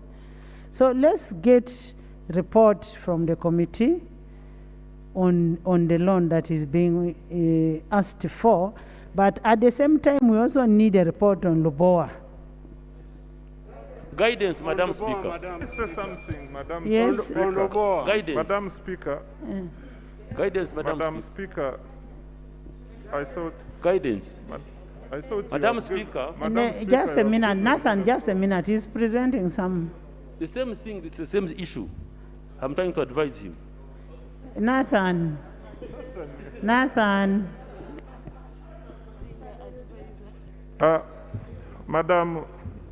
Madam Speaker, I can see Honorable Nathan is trying to advise me. I know he's a very senior member of this House. I can see Honorable Byanyuma trying to advise me. I know he's a very senior member of this House, but he also knows that I'm a senior member in regard to You the tell us business I'm about your handling. loan. Don't tell us about nothing. Madam Speaker, I want to thank you for your guidance, and I want to appreciate it. We have just laid the paper here, and this paper we have laid is accompanied. When you look at the paper, we define the background of the borrowing, we define the project and the country strategy, we define the financing arrangements, we describe the project description and the components, etc., etc. Madam Speaker, the norm has been, when we go to formally present the request in the Committee on National Economy, they are accompanying documents, as Honorable Chivumbi has clearly pointed out. All these documents, we normally present them before the committee. And when the committee is satisfied, we proceed. When it is not satisfied, they send us back for more documents. Therefore, Yes, the House... Ether. Ether. Thank you so much, Madam Speaker. Madam Speaker, you've already wrote and sent this matter to the committee. And I'm finding it unfair for the minister to go ahead and explain further to plenary here to the House, yet you've already decided that if the committee finds it not worthy for all those explanations, then they'll come and inform us. So is it right? Are we proceeding well, Madam Speaker? For Next the item. Next item. Members, we have ruled on the, I know you want to talk about Luboa, but Luboa they are bringing a report. You'll debate on Luboa. Elder, please. Next item. Item 3.2. Honorable Enos, give us just a brief summary of your report and the recommendations. Just lay on table. Madam Speaker, I beg to lay a report of the Uganda Parliamentary Delegation to the 17th CPA Africa Regional Conference. Sorry. Apologies. I beg to lay a report of the Uganda Parliamentary Delegation to the 51st Commonwealth Parliamentary Association Africa Region Conference that was held in Abuja, Nigeria on the 8th to 14th November 2021. I also beg Madam Speaker to lay a report of the Uganda Parliamentary Delegation to the 17th CPA Africa Region Conference of Speakers and Presiding Officers, a conference that was held in Kigali, Rwanda, from 17th to 28th November 2021. I lay. Thank you so much. Thank you, Madam Speaker. You can lay, and the report will be available in the library.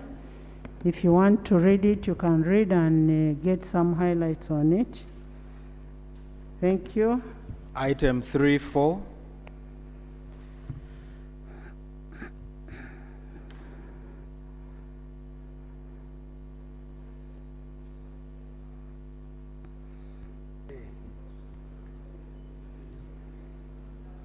Madam Speaker, this is Chamaswet Kisos. I beg to lay on the table report of the delegation of the Committee on East Africa, Community Affairs to the 21st. There is an order.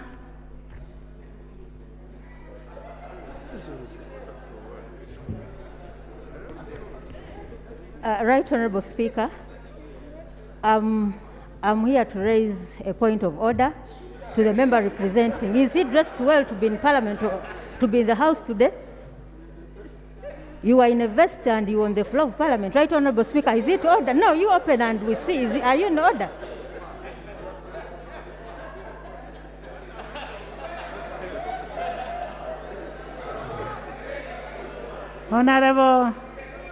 Honorable Chemaswet, it seems you're disorganizing ladies on this side. So for that reason, you will present your report tomorrow when you come dressed well. Next item. Don't disorganize the ladies. Don't disorganize the ladies. Right Honorable Speaker. Next item. Item 3.5. Item 3.5. I'm most obliged. You sit, you go and sit. 35. Item 35.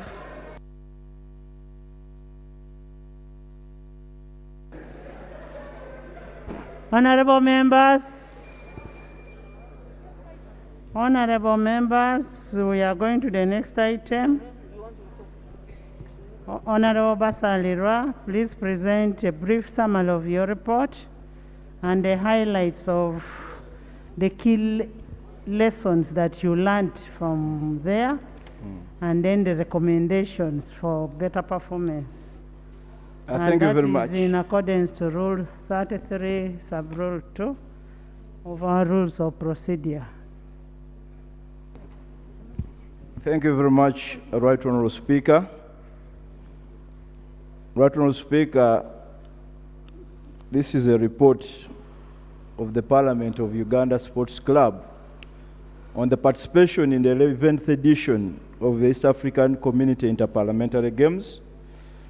Right Honourable Speaker, this report is available online. I was informed it was uploaded on our iPads. Therefore, as guided by you, I'll just make brief highlights in 3 minutes. Right Honourable Speaker, the 11th edition of the Inter-parliamentary Games was held from the 4th to 17th of December under the theme Strengthening the Integration through Inter-parliamentary Games in the COVID-19 era.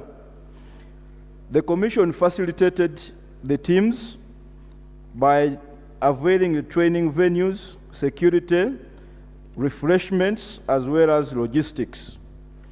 Right Honourable Speaker, due to limited resources, the Executive Committee took a decision that the teams would travel by road and transport was availed.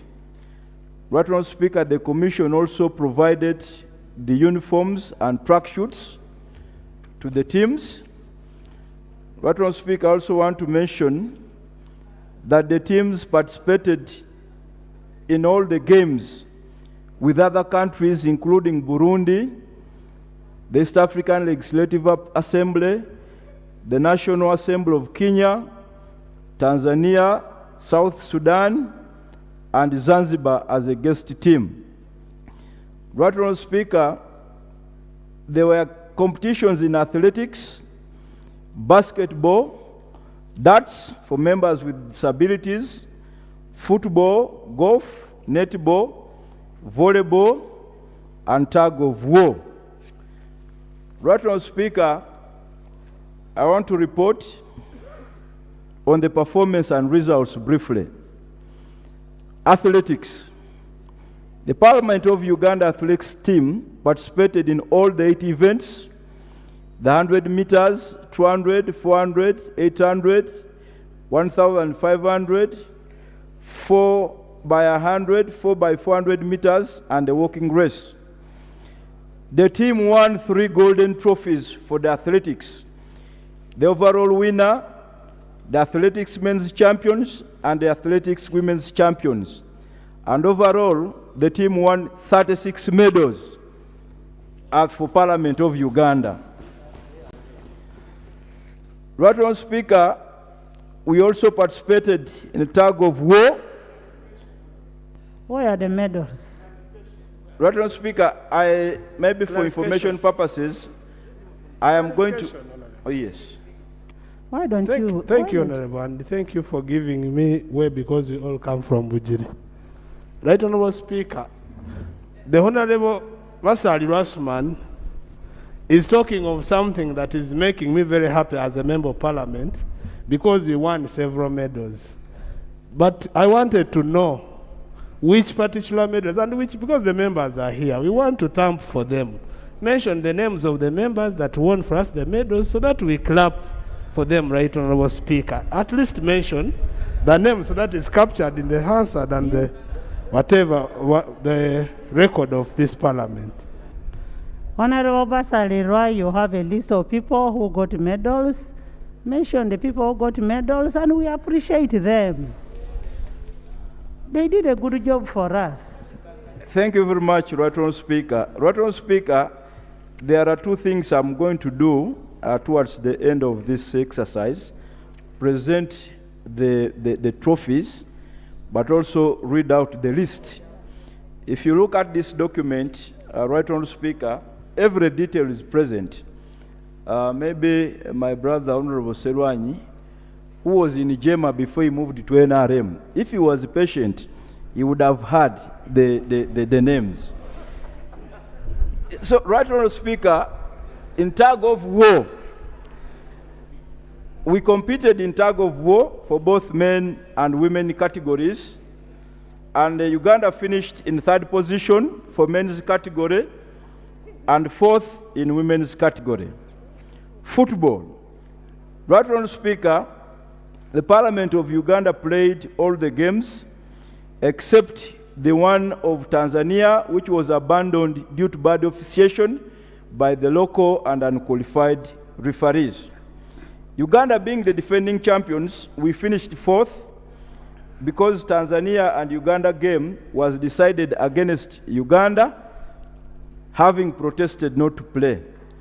Netball.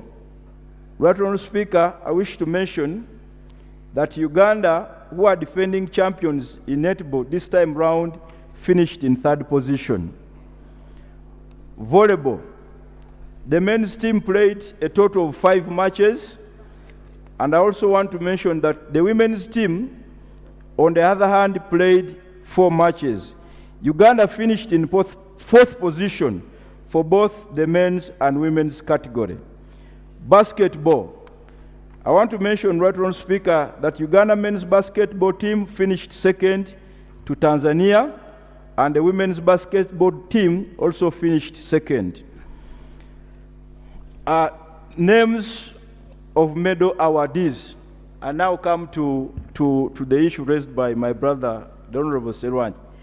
Right Honourable Speaker, 100 meters, female MPs, gold medalist, Honourable Nyamutoro Fiona from Uganda.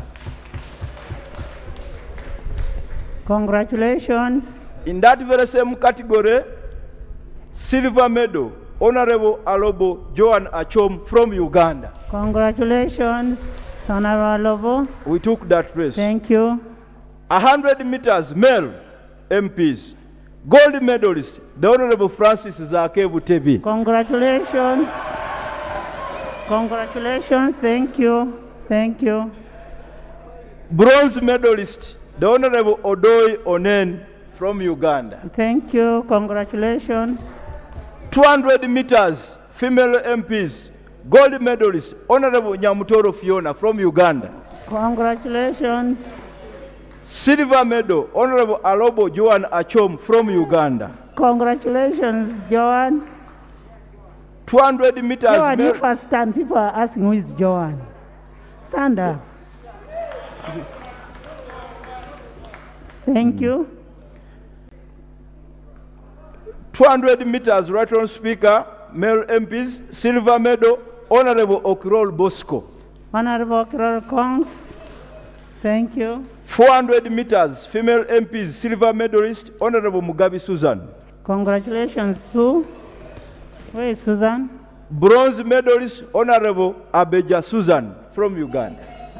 Abeja, congratulations. 800 meters, Right Honourable Speaker, female MPs, silver medalist, Honourable Mugabe Susan.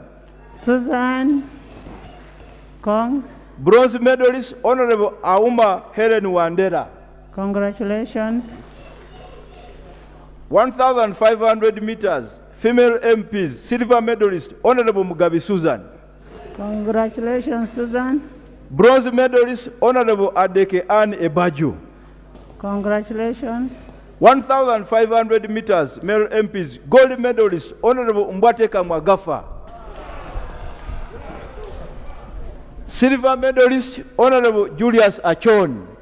Congratulations.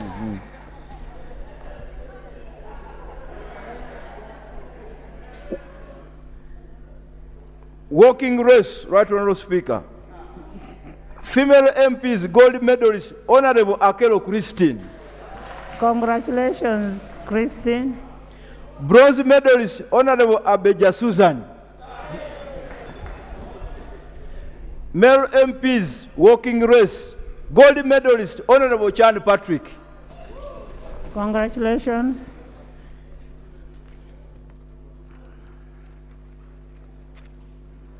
Right Honourable Speaker, the athletics, those were individual awards. There were also awards that we received collectively for these competitions.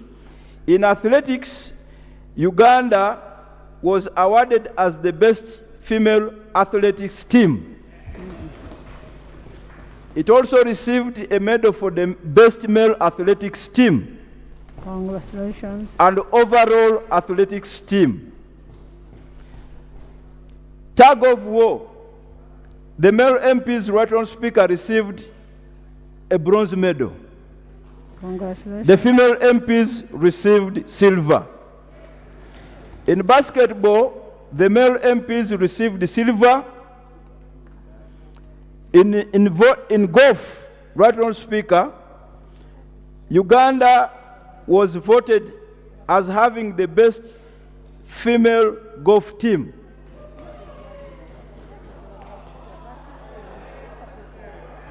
Judith, congratulations. Are you the one who was the best? Yes. And congratulations. And Right Honourable Speaker, we also have a medal for the best golf male player, the Honourable Xavier Choma. That's, Right Honourable Speaker, that is the newest game, and it was introduced specifically for persons with disabilities. The best darts players, Honourable Balimwezo. Nakawa, congratulations, thank you. And the Honourable Mpindi Bumali. Honourable Mpindi, thank you. Right Honourable Speaker, in netball, Uganda received a bronze medal overall. In football, Uganda received a bronze medal overall. Right Honourable Speaker, there are observations and challenges, but let me specifically focus on the recommendations. Number one, Right Honourable Speaker, it is our humble recommendation that each partner state should sponsor and bring at least one referee or umpire per game to officiate at the next games. We discovered that officiation was very poor, especially against Team Uganda, and we think that one of the ways of addressing it is if each of the participating countries produces refs and umpires. The second recommendation, Right Honourable Speaker, is for provision of adequate financial provision to the sports club to facilitate early preparation and participation in the tournament. We also recommend, Right Honourable Speaker, that team selection should be done at least 2 months to the tournament to enable service providers, especially for the uniforms, to take measurements early enough and as a consequence, supply the required quality in time. Fourth, the Parliamentary Sports Club should be permitted and facilitated to travel with enough medical personnel to cover the various disciplines, especially where games are played concurrently. Fifth, we recommend that the Secretariat of the Inter-parliamentary Games should be required to devote time and come up with proper rules for the various disciplines with the involvement of the various technical personnel in the respective disciplines. 6, members participating in each discipline should be encouraged to reside in the same hotels and stay together for coordination. 7, the Parliamentary Commission should have adequate budgetary allocation for the annual event to avoid facilitating members in bits. Right Honourable Speaker, I want to thank you for your personal effort in ensuring that the team travels to Arusha, but I also want to inform you that as we speak now, members are still demanding for their balances.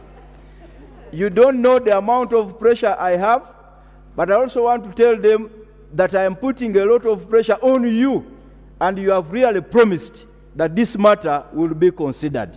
So now that we are bringing it formally, we want to request members to wait for the guidance of the Speaker. Otherwise, this is a matter that is being handled. There are colleagues who traveled and have never received a single pay. There are those who traveled and received some pay. But, Right Honourable Speaker, we trust in your guidance on this matter. 7, Right Honourable Speaker. 8, we recommend that training should continue far beyond the games, and there should be financial provision for the same, for purposes of making us fit, but also for our own health. Right Honourable Speaker, I want to report that various disciplines have begun training or are continuing to train, even beyond the normal parliamentary program and calendar. I know that football is doing it, volleyball is doing it, and basketball. We want this to be structured so that training is done on a continuous basis. Right Honourable Speaker, we also recommend that the Secretariat of these games and national parliaments should be encouraged to consider having staff games as a precursor to the members' tournaments in order to avoid the conflicts and disputes that occasionally arise out of their involvement in the games. Number 10, petitions should be considered and disposed of as soon as possible in order to avoid more conflicts and uncertainties. 11, the Secretariat should be advised not to create additional competitive disciplines in order to avoid the overwhelming numbers that have huge financial implications on national parliaments. Finally, to meet the strategic objective of taking Parliament to the people, funding should be made available for regional and constituency level engagements, as the same would be taking Parliament closer to the people. Right Honourable Speaker, we once again want to express our sincere gratitude to you, the Parliamentary Commission, and the Clerk of Parliament for working tooth and nail to ensure that Parliament of Uganda participates in these games. Right Honourable Speaker, we also want to thank all members of Parliament that participated. We want to thank the Honourable Sarah Opendi, who represented you, and she was present throughout the games. And not only present, but also cheering, dancing and singing all sorts of songs, and deepening and integrating very well in the process. We want to thank you and the members. Finally, Right Honourable Speaker, with your permission, allow me to lay on table the various trophies that we won. Thank you. For purposes of record. Can we have our trophies?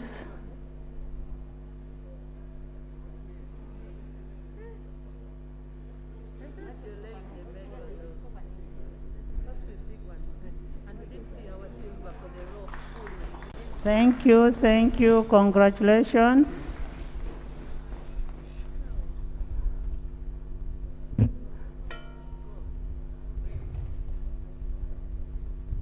Congratulations, Team Uganda. Where are our medals?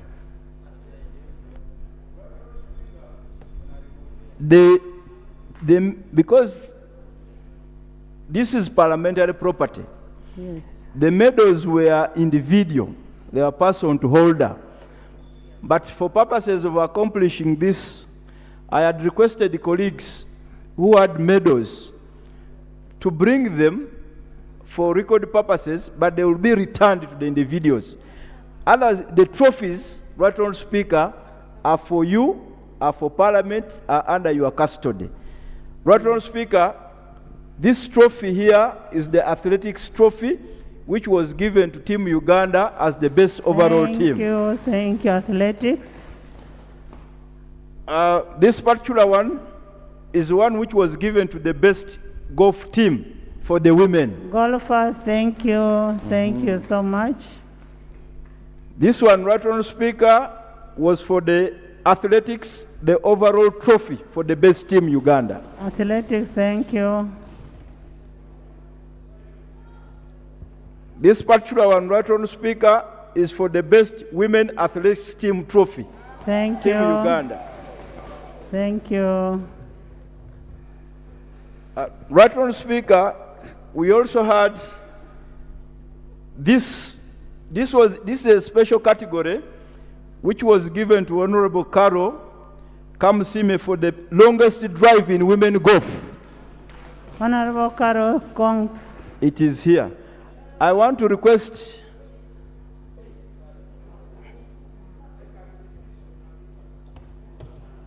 Right Honorable Speaker, there were medals that were received by the different participants. And these medals, Right Honorable Speaker, are from the different disciplines. But the highest number of medals, Right Honorable Speaker, came from athletics. Thank you. And I want, in a special way, to recognize the presence of the captain of athletics, the Honorable Julius Achom. Thank you very much. Right Honorable Speaker, there was another category. I'm told the vice is there. Matchbox. Matchbox is standard. Yes, Honorable Sero.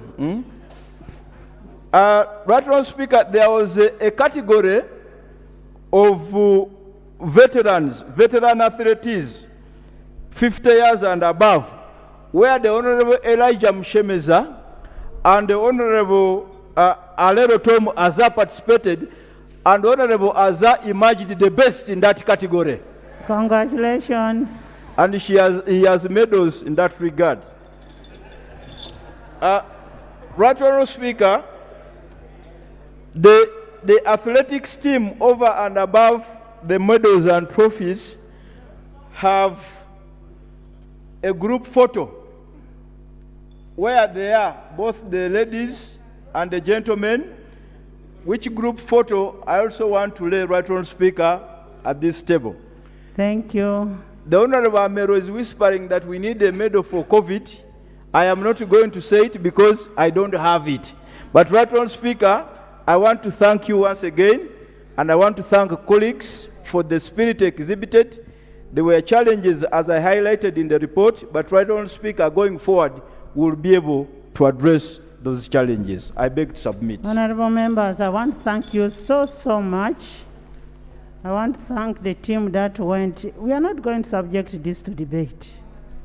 I want to thank the team that went and participated and brought the gold medals, especially the athletics. On the female side, led by Nyamitoro, Fiona, and then on the male side, led by Honorable Zake. I want to congratulate you and thank you so much. And thank you for representing our country. I know we had challenges. We are addressing those challenges, especially for people who were not paid. We had a commission meeting today, and we have agreed everybody who went there will be paid. Of course, you will understand what we've gone through as a country because of the budget cuts. We are not just refusing, but you're going to be paid. Take my word, it's our commitment. People will be paid, and the rest of the challenges will always be addressed. The clerk, commissioner, you need to follow up with the clerk on payment of members on their monies. Much obliged, Right Honorable Speaker. Next item.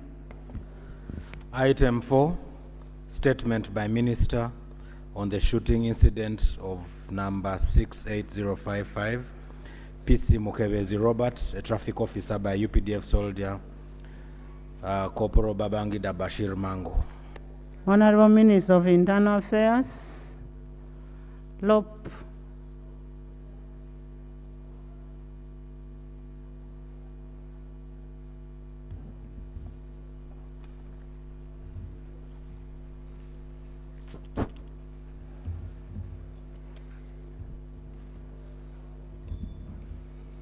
Right Honorable Speaker, honorable members of Parliament, this is a statement on the shooting incident of number 68055, Police Constable Mukebezi Robert, traffic officer, by UPDF soldier Koplo Babangi Dabashir Mango. On 16th January 2022, at around 5:20 hours, information of a traffic incident was received by Kira Road Police Station. PC Mukebezi Robert, the traffic officer on night duty, responded using a motorcycle to the scene of the incident along Kiwatu Lentinda Road at Kobil Fuel Station. On arrival at the scene, the police officer established that the incident involved the UPDF Toyota Prado Land Cruiser, registration number H4DF5F1391, which was still at the scene. Reportedly, the accident happened when the UPDF vehicle was trying to avoid a collision with an oncoming trailer, thereby knocking a billboard, an electric pole, and internet pole at Kobil Fuel Station. The officer found at the scene a recovery truck, registration number UAE 589L, Diana White in color, driven by Luega Bone, commonly known as Yanga. The tow truck had been called to the scene by the UPDF officers. The UPDF officers at the scene of the accident came to ensure that the officer who was in the vehicle during the incident is evacuated. He was indeed taken to a nearby medical facility, the Independent Hospital. The police officer noted that it was a minor incident which affected a billboard, security light pole, and internet pole, all of which had been knocked by this military vehicle H4DF1391. The tires of the accident vehicle were deflated, and therefore it needed to be towed. At this point, Major Albert Okua, the transport officer from the UPDF, arrived at the scene at 7:10 hours using vehicle H4DF0922. He found when the official driver of the accident vehicle, Koplo Babangida, had also arrived. After the accident vehicle was loaded, Major Okua, who was the transport officer, instructed the recovery tow truck driver to follow his vehicle, registration number H4DF0922, to Mbuya. At this point, the traffic officer, Police Constable Mkebezi, boarded the same recovery vehicle. Major Okua and the traffic officer did not have a discussion on where the accident vehicle was to be taken. While Major Okua directed the towing truck driver to follow him to Mbuya, the traffic officer was under the impression that they were headed to Kira Road Police Station. When the transport officer realized that the recovery truck was leading to a different direction, he followed it and blocked it, parked in front of the recovery truck, and insisted that the vehicle be taken to Mbuya since it hadn't injured anyone. The traffic officer in turn also insisted that his superior had instructed to take it to Kira Road Police Station, a position which Major Okua did not agree with, and instructed PC Mukebezi to get out of the towing vehicle. An argument ensued, and it is at this point that Koplo Babangida fired a bullet which hit PC Mukebezi through the front part of the co-driver's door of the towing vehicle. Immediately, the transport officer evacuated the traffic officer to Mulago Hospital for immediate medical attention. While at Mulago, the UPDF officers, together with the DPC Kira Road, agreed in the presence of the wife of PC Mukebezi, who had arrived, to transfer the victim to Victoria Hospital at the cost of the UPDF. Police Constable Mukebezi was admitted at Victoria on 16th January 2022 from Mulago Hospital, where he had been initially admitted with a gunshot injury on the right thigh inflicted by a UPDF soldier. On admission at Victoria Hospital, he was diagnosed with an open fracture of the right femur and hemorrhagic shock from excessive bleeding attributed to a probable major vessel rupture. He was accordingly resuscitated, stabilized, and taken to theater, where the wounds were explored, the damaged vessel femoral artery identified, repaired, and the limb immobilized. It was observed, however, that the perfusion of the limb remained poor and it was getting gangrenous. It was further noted that the patient was sliding into sepsis and renal insufficiency as a result of complications of the septic limb. Further evaluation by the medical people confirmed the limb to be dead and dangerous to life, hence the decision to amputate it above the right knee, an operation that was conducted on the 18th January, 2 days after the incident, in order to save his life after failure to reconstruct the severely damaged blood vessel. On the 29th January 2022, the patient became anemic and the police emergency response team picked a unit of blood from one of the hospitals, Uganda Hospital, and he was transfused. The patient continued to receive comprehensive care at the hospital, including undergoing a series of wound revision surgeries, management for sepsis, and provision of psychosocial support and counseling. The patient is now out of danger, I want to report, and steadily responded to treatment. He was discharged from hospital last Friday and is recovering from his home in Mukono. He will return to hospital periodically for review. It is hoped that the amputation after effects will cease in due course, paving way for the rehabilitative phase of his management. Further actions: the UPDF transport officer was arrested to assist investigations. The weapon that was used in the shooting was eventually retrieved in Bukasa, where it was abandoned by Corporal Babangi Damango, who disappeared after the incident. The immediate family of Constable Mkewezi received support from the UPDF after this unfortunate incident. The UPDF is meeting all the medical expenses. The police force gave him some money for welfare support while he was in hospital. The officer and his family have been counseled about his condition and future work in the force. Efforts are underway to apprehend and bring to book the fugitive culprit through tracking his movements. His last known suspected location was Buikwe by tracking his phone.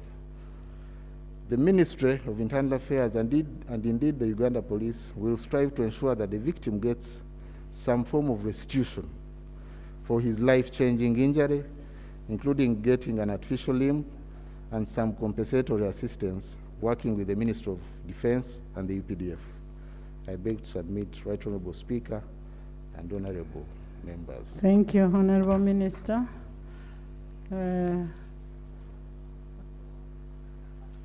Let's have Silva and then Lop.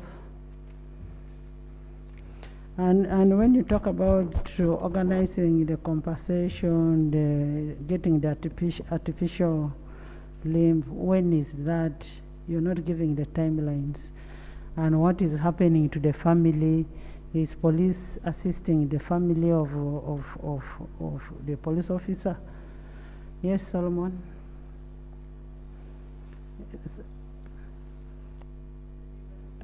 Right Honourable Speaker, the artificial limb has to await the final healing of the wound. So I can't put a time tag on that one, but the compensation aspect is being worked on between us and the Ministry of Defense and UPDF. And we shall report back to the House. Solomon. Members, this question was raised by Honourable Solomon. A police officer was on duty and an army officer shot the police officer, and the police officer was amputated. He has been in Victoria Hospital, and that's why we asked for a report from the minister to that effect. Because today that police officer has been shot while on duty. Tomorrow you'll also be shot when you are just getting out of Parliament. Yes? Goreth? Right Honourable Speaker, I'm raising on a procedural matter. We've been having several cases of citizens of Uganda who have been recklessly shot by security agencies, and they are out there without being catered for. Right Honourable Speaker, I sympathize with the family I sympathize with the family that was endangered by the current matter that is being presented by the Minister. However, Right Honourable Speaker, why don't we gather information on all the victims of the same and let them be handled at once? Because we may think it's as if the life of this, the life of the policeman who was shot matters more than the life of those Ugandans who are suffering out there. We've seen cases of Ugandans in hospital seeking help from Parliament, seeking help from members of Parliament to be helped by the Ministry of Defence and other agencies. Right Honourable Speaker, can we get a full report of the cases of those members that have been recklessly shot out there? Because it may seem as if this is most important than other Ugandans. Right Honourable Speaker, I request that we get a concrete report on all those reckless shoots by police and other men who hold guns. Yeah, you know, the gentleman was shot. Yes? Thank you, Right Honourable Speaker. And to my colleague. And for information, we condemn any shooting. Yeah, Right Honourable Speaker, to my colleague, what we are doing is actually setting the precedence for what you're talking about. Because shooting is something that should never be heard of in Uganda. The question I wanted to ask the Minister, because Honourable Minister, I am the one who went. And maybe, Goreth, when the shooting happened and I heard of it, I personally sent my team there to check. And that's why I followed it up. What is happening? Why are you shooting people? And that is how I sent him to the hospital. The first money for treatment, I'm the one who paid. Yeah, thank you. And I don't know the person, by the way. Thank you for the clarification, Right Honourable Speaker. The question, I have about 3 questions to the Minister. Because there's information. I take it, Honourable Asuman, since we come from Bujiri, conflict of interest. Yes, and it relates to Bujiri. Right Honourable Speaker, the information I want to give relates to the statement the Honourable Commissioner has made that the shooting, no, you, that the shooting is unique and has not been happening. Okay, the information I want to give is that in Bujiri, during the NRM primaries, police shot a lady, Cockroach's mother. You know it very well. In my own by-election, police shot and killed my AD, Asumani Waliendo. You know it very well. So it is now becoming a pattern. I was present when Honorable Francis Mwijuche was being shot in Zambia. His leg, I was present by security agencies. So, and that's the information I want to give you, Honorable Commissioner, as you begin your deliberation. Thank you, Honorable Asman Basalirwa. Actually, I didn't say that the shooting was unique. No, nothing was unique. It is a bad incident that happened. It is a bad incident that happened and should never happen. And I strongly stand to condemn it as a Ugandan legislator. And all the other incidents that happened in Nigeria and everywhere in Uganda. And Honorable, this is a precedence for what you're talking about. We should stop such kind of incidences. The questions I have for the Minister, when I visited the hospital, I interacted with the police officer. You are talking about the one person who shot, but it was a scuffle involving many army people and with many ranks. But now we are talking about one fugitive who is on the run. I would like to know, Honorable Minister, who are these other people who came at the scene during that scuffle when the police officer was actually shot, because he said many UPDF officers came, like 10, and that is when he was shot. 2, the Minister of Internal Affairs should tell us in Parliament today why. Just a second, let me drive the point, then I give you. Speaker. Can you wait and he finishes his statement? Why is it that, Honorable Minister, on the road traffic officers are crying? UPDF officers don't respect the traffic rules. They intimidate the traffic officers who are on duty, and they abuse them.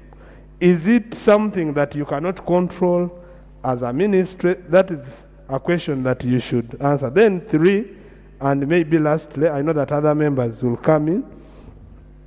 The family, that time I visited the hospital, Right Honourable Speaker, only the money you gave me, the only money that the family had was the money you gave me, Right Honourable Speaker, to deliver to the family. And it was from your personal money.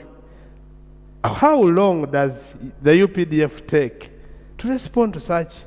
And it's because I went there after about 5 days, and the man was still stuck, the wife was outside, everybody was stuck, and tears were everywhere. How long do you take to respond whenever there is such an incident? I beg to submit. Honorable there. Switch on. Thank you, Madam Speaker. I'm Taban Sharifa, the woman MP of Koboko District. Right Honorable Speaker. Granddaughter. Yes, Madam Speaker. Right Honorable Speaker, recently there has been, there was, how could I put it, a havoc happening in my district between the URA agents and the youth. And there was a shooting happening by UPDF soldiers. And these soldiers killed one innocent man and injured several other people, youth. And actually the person they shot was not even participating in the shooting, in the havoc, on the saga that was happening. He was innocently trying to flee, and this man was just shooting anyhow. And our LC5 went close and told him, you need to stop attacking the masses. And this soldier turns around, points his gun at our LC5 and tells him, if you move or speak anything, I'm going to shoot you. So my concern is when you... So my chairman stood there, he didn't know what to do. He didn't know what to do. He was helpless at that point. So when you say that today is a police officer, tomorrow is me, I feel, yes, if in my district, our LC5, who is the president of the district, can be pointed, a gun can be pointed at him. Well, who am I? When are they going to point it at me and, if possible, shoot me too? Okay, Thank you, Obiga. Honorable Speaker. Thank you so much, Madam Speaker. I rise with a lot of pain in my heart. From the time I joined this parliament, I've buried around 6 people being shot at by either army or police, and they die just like that. As painful as this particular story is, all these other people who have been buried are so very painful to all of us. I would kindly wish to say this to the Honorable Minister, that we need to instill discipline in the armed forces. On Saturday, I wanted a new Airtel card. I went to Entebbe Police. As I parked to come out, the police officer said, no one should park here. I said, I have a hurt knee. He said, you would break this knee further if I opened my mouth. When I said I'm a member of parliament, he said, who cares? And I still think the DPC should identify this man. Because if you are a senior police officer from headquarters and you have gone to another station, you have to register. You have to call the DPC or anyone there. I reported to OC, the criminal intelligence in Entebbe Police, Maine.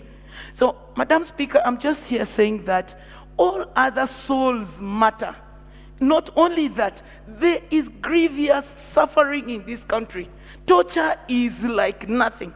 Can we here get a concrete report from Ministry of Internal Affairs to see that the country does not go into turmoil. Thank you so much. Matchbox. Matchbox. Right Honorable Speaker, I want to thank you for giving me this opportunity. I condemn torture, I condemn killings in this country of ours. Right Honorable Speaker, Arua is not exceptional. I have instances where my own village where I come from, a guy was shot by UPDF. And till date, nobody even took him to the hospital. And it is his family. Just imagine how poor their family is. The guy sustained wounds, the legs even rotten. Until the other day, he even got me and started explaining to me. When I interacted with him, I actually realized that our security personnel, sometimes their individual disciplines need to be corrected. To that level, you cannot just attack somebody who's sitting in a training center. And now, secondly, in Arua town, there was a poor woman who was carrying her basket, seated on the border. This same vehicle came that the guy was driving numberless. Instead of stopping the border guy in a good manner, in a dignified way, they rather opened the door and then threw the woman and the guy off. Right, Honorable Speaker. I want to ask the Honorable Minister, at what level are we going to stop torturing Ugandans?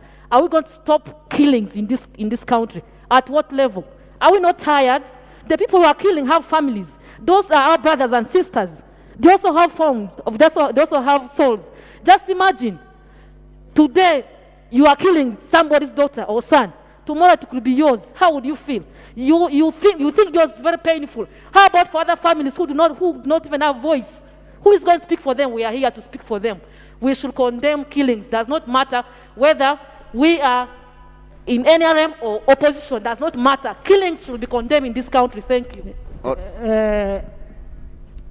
You know, one thing we need to know. I want to find out from the minister. Do you get this information? Or it is only us who get it? Do you get the information that there are killings or what? Because we may be the only ones getting it. Maybe we are informing the minister. So we need to know that. Yes, Honorable. Thank you. Tony? Thank you, Right Honorable Speaker. Right Honorable Speaker, I would want to know from the Minister of Internal Affairs, who is a general and a former CDF, that today, the level of discipline, the level of tolerance among the armed forces in the country has gone down. And this is where I wanted the minister to start from.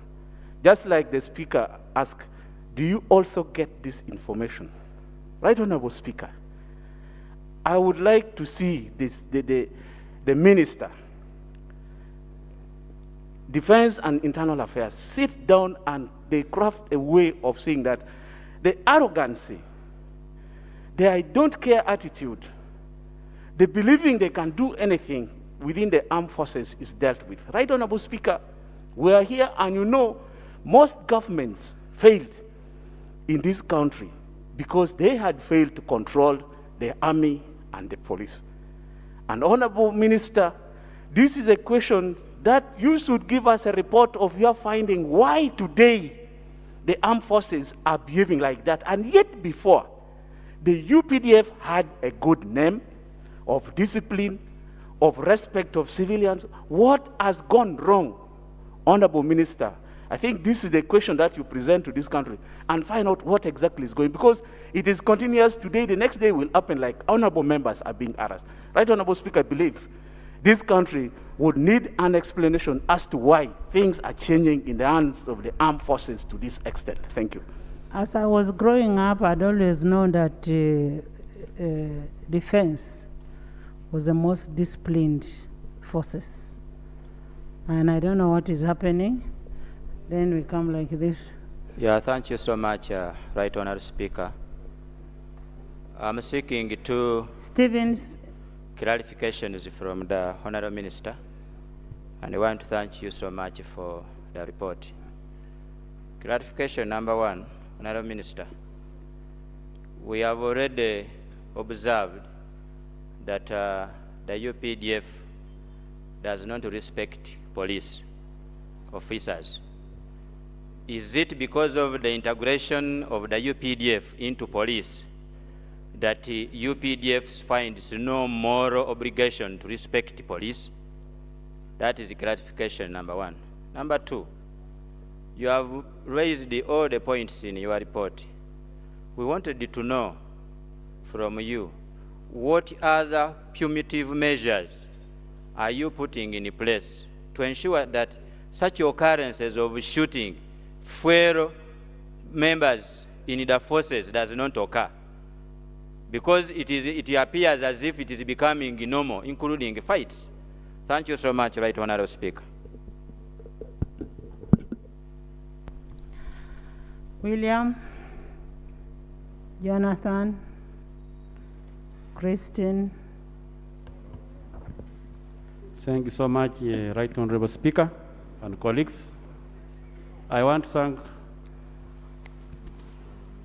the Minister for the statement over the shooting of the police officer who was on duty.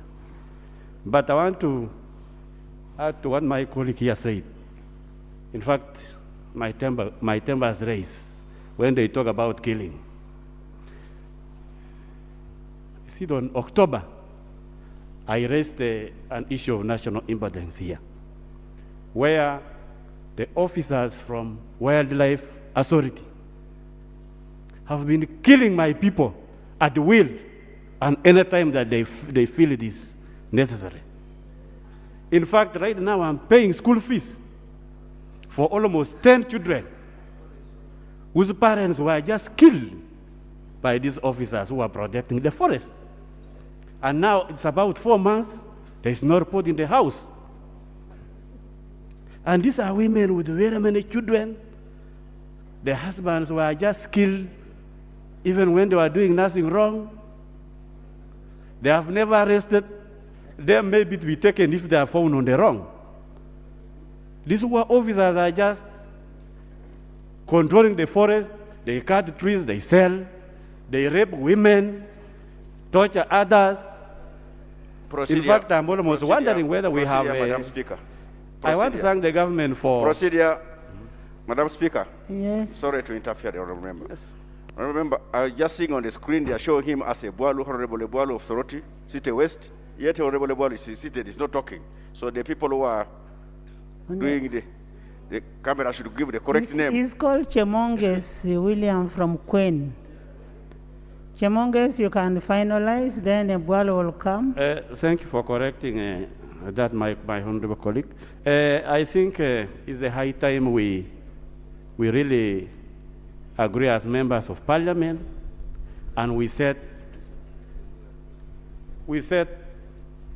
precedents on what we should really do with the unarmed officer who is professional enough and just pulls a gun and shoots a civilian. It is really shaming us as a party.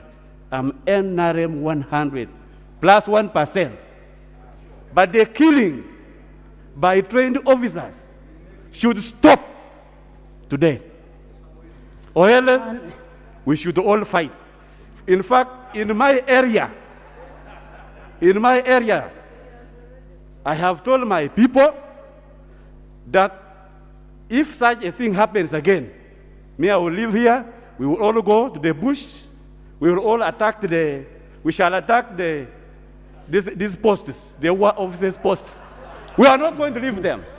No, yes, we are not. We are not going to do it. We are not passing this, William. This is not our resolution as a house. We will go with the hands. We have no guns. We have nothing, but we will go with our hands. Can you? That's not our. That's not what we have resolved as a house. Okay. Order, Madam Speaker. Order, Madam Speaker. Sit down. Order. Okay. That is not our resolution. Can you withdraw? Because withdraw it. Yes, you're preaching violence, which we are saying should stop. Okay, I withdraw. On apology, but with a very strong statement from the government side. You see, honorable members, there are professional ethics. For an officer, even if you are attacked by a civilian, the armed person should have some ethics of not firing back. Honorable Minister, Jim, my bodyguards were attacked. Somebody wanted to disarm one of my bodyguards. And I really thank God.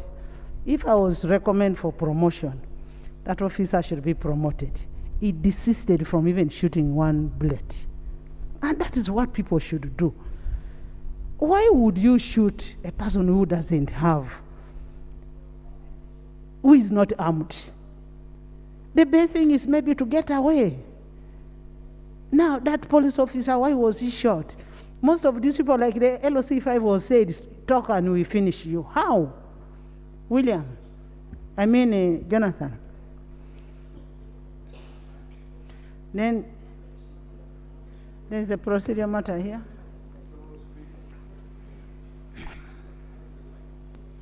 Right, Honourable Speaker, the matter we are raising encompasses many ministries. We are raising matters to do with the defense. We are also raising matters to do with internal affairs. And the other day, Right, Honourable Speaker, when we put the Honourable Jim Muhwezi on the spot, he was hiding. That is not under me. That's not under me. Right, Honourable Speaker, procedurally, wouldn't it be right that matters related to security are comprehensively discussed when all line ministers are present? And maybe for today, we limit to matters related to internal affairs, because even the UPDF MPs will not say anything. The president said they are listening posts. And yet we are addressing matters to do with the discipline in the UPDF, lack of respect for traffic by the UPDF. These generals don't want to make lines along the roads. They drive on the opposite direction. Wouldn't it be procedurally right to address it in a cosmopolitan way?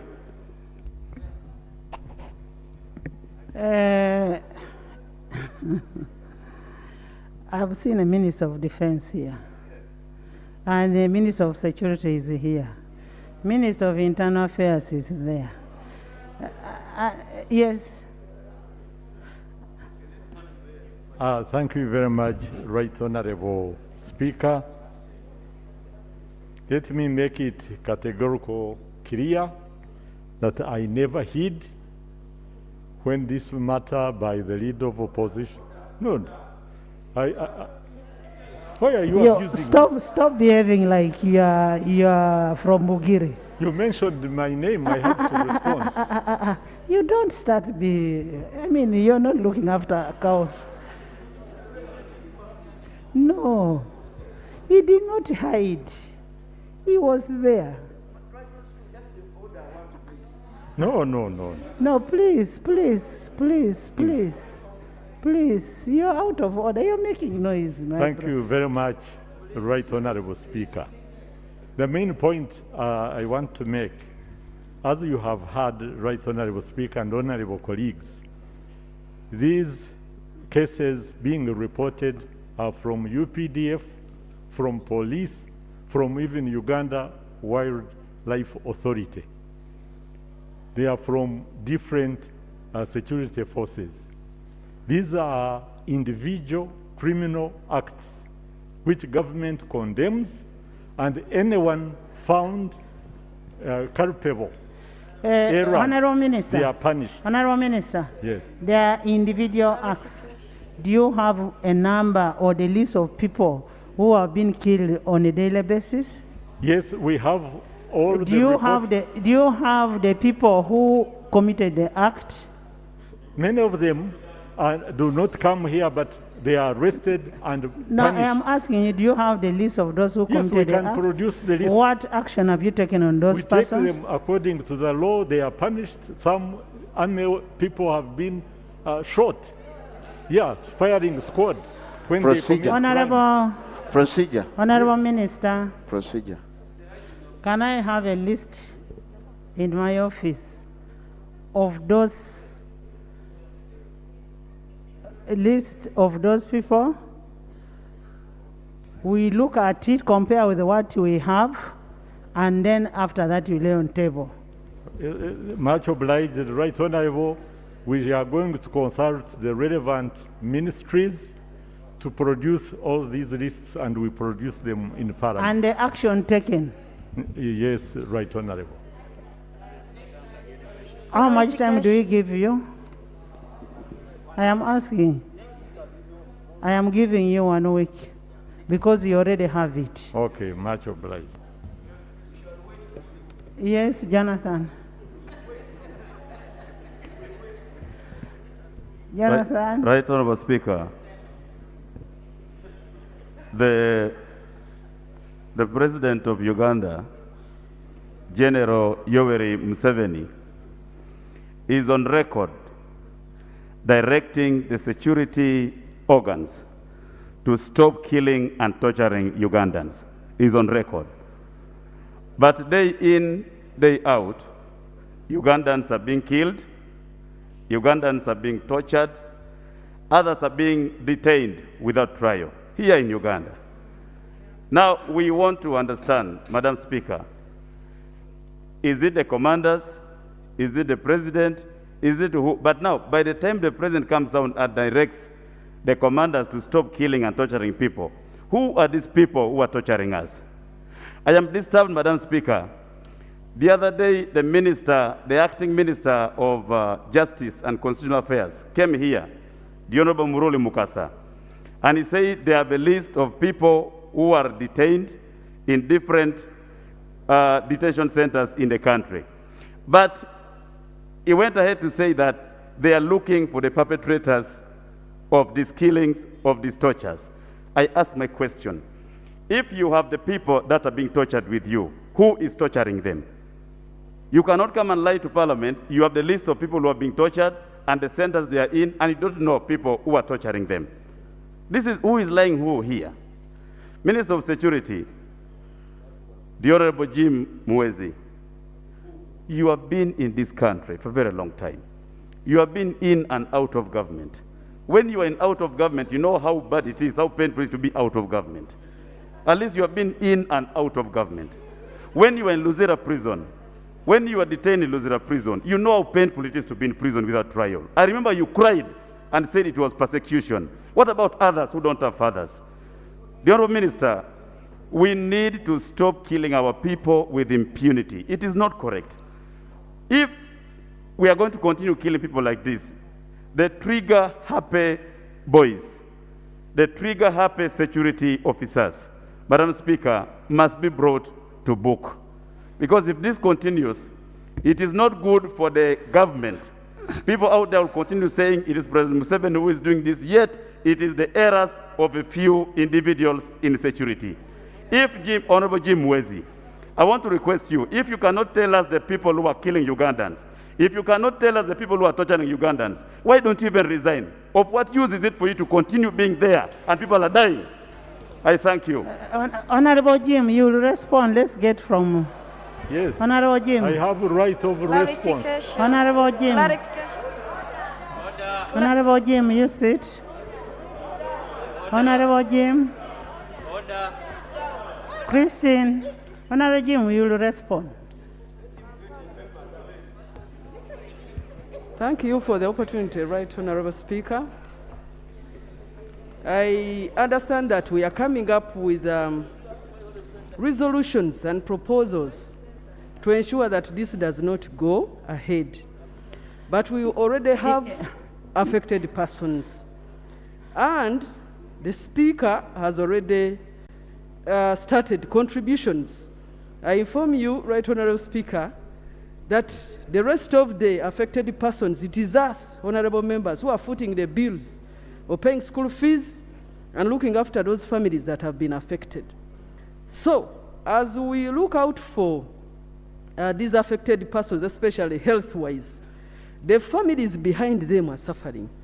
We need a detailed plan for compensating these people who have been affected. And then we would also like to know who actually approves the list of soldiers who go to these masses.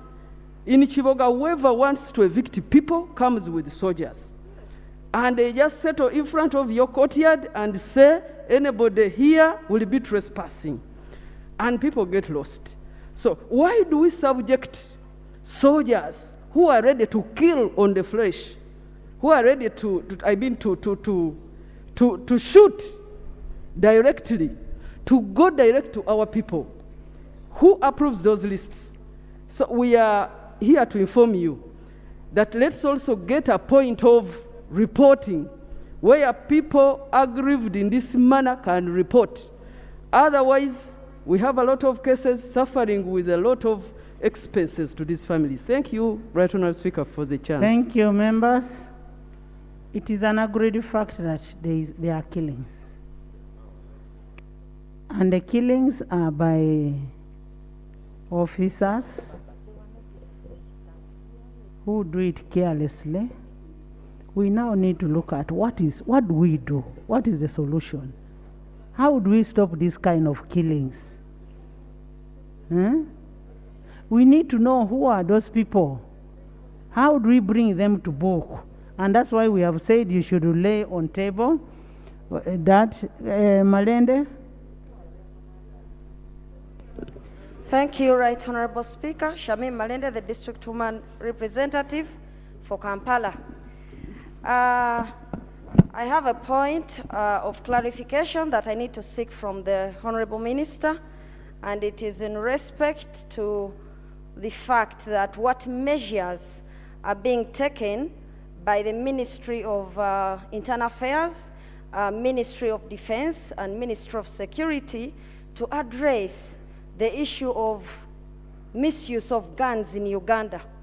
Because as we speak right now, Right Honourable Speaker and the members, it's very clear that these days every person who is connected is seen moving around with either pistol, whether they are uniformed or not. So we need to find out who are these people, who issues guns to them.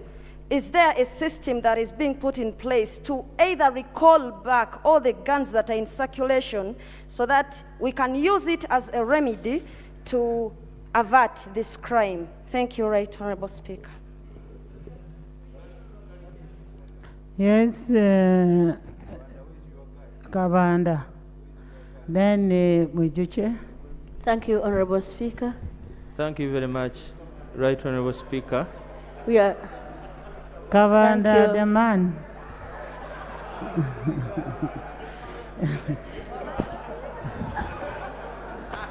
I didn't say Mrs. Kavanda, I said Kavanda the man. Kavanda So, Kavanda the The other man. one is Hajat. Most obliged, Madam Speaker. Hajat, you will speak after the man. Madam Speaker, I want to thank the Minister for his report, but to me, I don't think that the Minister of Internal Affairs is the one who's supposed to respond on this matter. The one who shot is from the Ministry of Defense. And to me, I think this one is supposed to speak for the one who was shot. This is internal affairs. Yes. And the one who was shot They agreed. is a traffic officer. Actually, honorable members, Honorable Muhozi, the Minister of Internal Affairs, is the aggrieved one. The person who should have given this report should have been a Minister of Defense. He should have been a Minister of Defense. So, The Minister of Internal Affairs should actually thank me, Madam Speaker, because I'm here, I'm saving him. When the the minister from the Ministry of Defense is here. The Honorable Huda, a SEC member, should come here and tell us where the major who shot a traffic officer is. Don't carry a cross which is not yours. Let people who are responsible for these things come here and explain. For you, you are injured. You are supposed to protect your traffic officer, but instead of protecting your officer, you are carrying a cross to defend another person who hurt you. The minister wants a clarification. Thank you very much for giving way.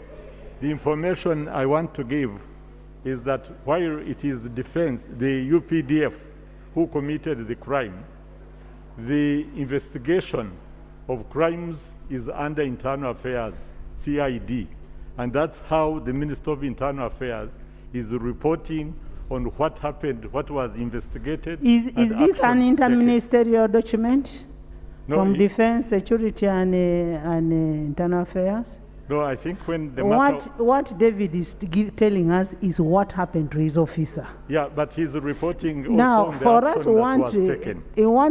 The CDF now. CDF. Have I seen CDF here? Procedure. Guidance, Madam Speaker. Yes. Guidance. Procedure, Madam Speaker. Yes, Wilson. Thank you. Thank you, Right Honorable Speaker. We have listened from the Minister of Internal Affairs with regards to a police officer who was shot while on duty. And this has generated debate, and honorable members of Parliament have also chipped in, giving other instances of security well, I can't say, but other shootings committed by other security agencies. You have ruled, Right Honorable Speaker, and given time frame of 1 week to the Minister of Security to submit a list to this Honorable House and of who was shot at and what action taken. In my view, Right Honorable Speaker, once that list is submitted, a report, a debate shall follow. Are we therefore proceeding properly, Right Honorable Speaker? Are we therefore proceeding properly, Right Honorable Speaker, when you have already ruled? And when, after 1 week, we shall come back to this very debate. I beg submit. Members, honorable members, we also have a document from the leader of opposition, which is going to be presented. I am not going also to allow you present without the names. I want it full, so that we are able to compare. So we have that document which you're going to present, and it's talking about the same things. Members, this is a very serious thing, without being partisan. Because like me, they almost shot my bodyguard the other day. Let's look at this thing holistically. We have a report from Committee of Human Rights, which is coming next week. We have Lopes paper. When are you bringing it? Thursday? You're ready tomorrow? No, I'm tired. Members, listen. We are going to repeat the same thing. Guidance, Madam Speaker. Now, we are looking at a way forward. We are looking at the way forward. We need this issue debated holistically with interministerial document where it's going to lay the names, the actions, the way forward. And as Kristen is saying, was it Kristen or somebody, that these families are looking at us. What do we do? How do we help these families? What action has government taken to support these families? So we need that report on what we should do. And truth be told, these killings are not good for our society. The kids that are growing up are now getting to know that it is okay to kill. It is not good. Let's desist from this. Let's instill discipline in the army, in police, in everybody who has a gun. If somebody cannot hold a gun, then you must remove that gun from that person. People need to be professional. So we are going to have a debate. I have given 1 day for parish model. We will also have that debate of the torture together with the killings. The House is adjourned to 2 tomorrow.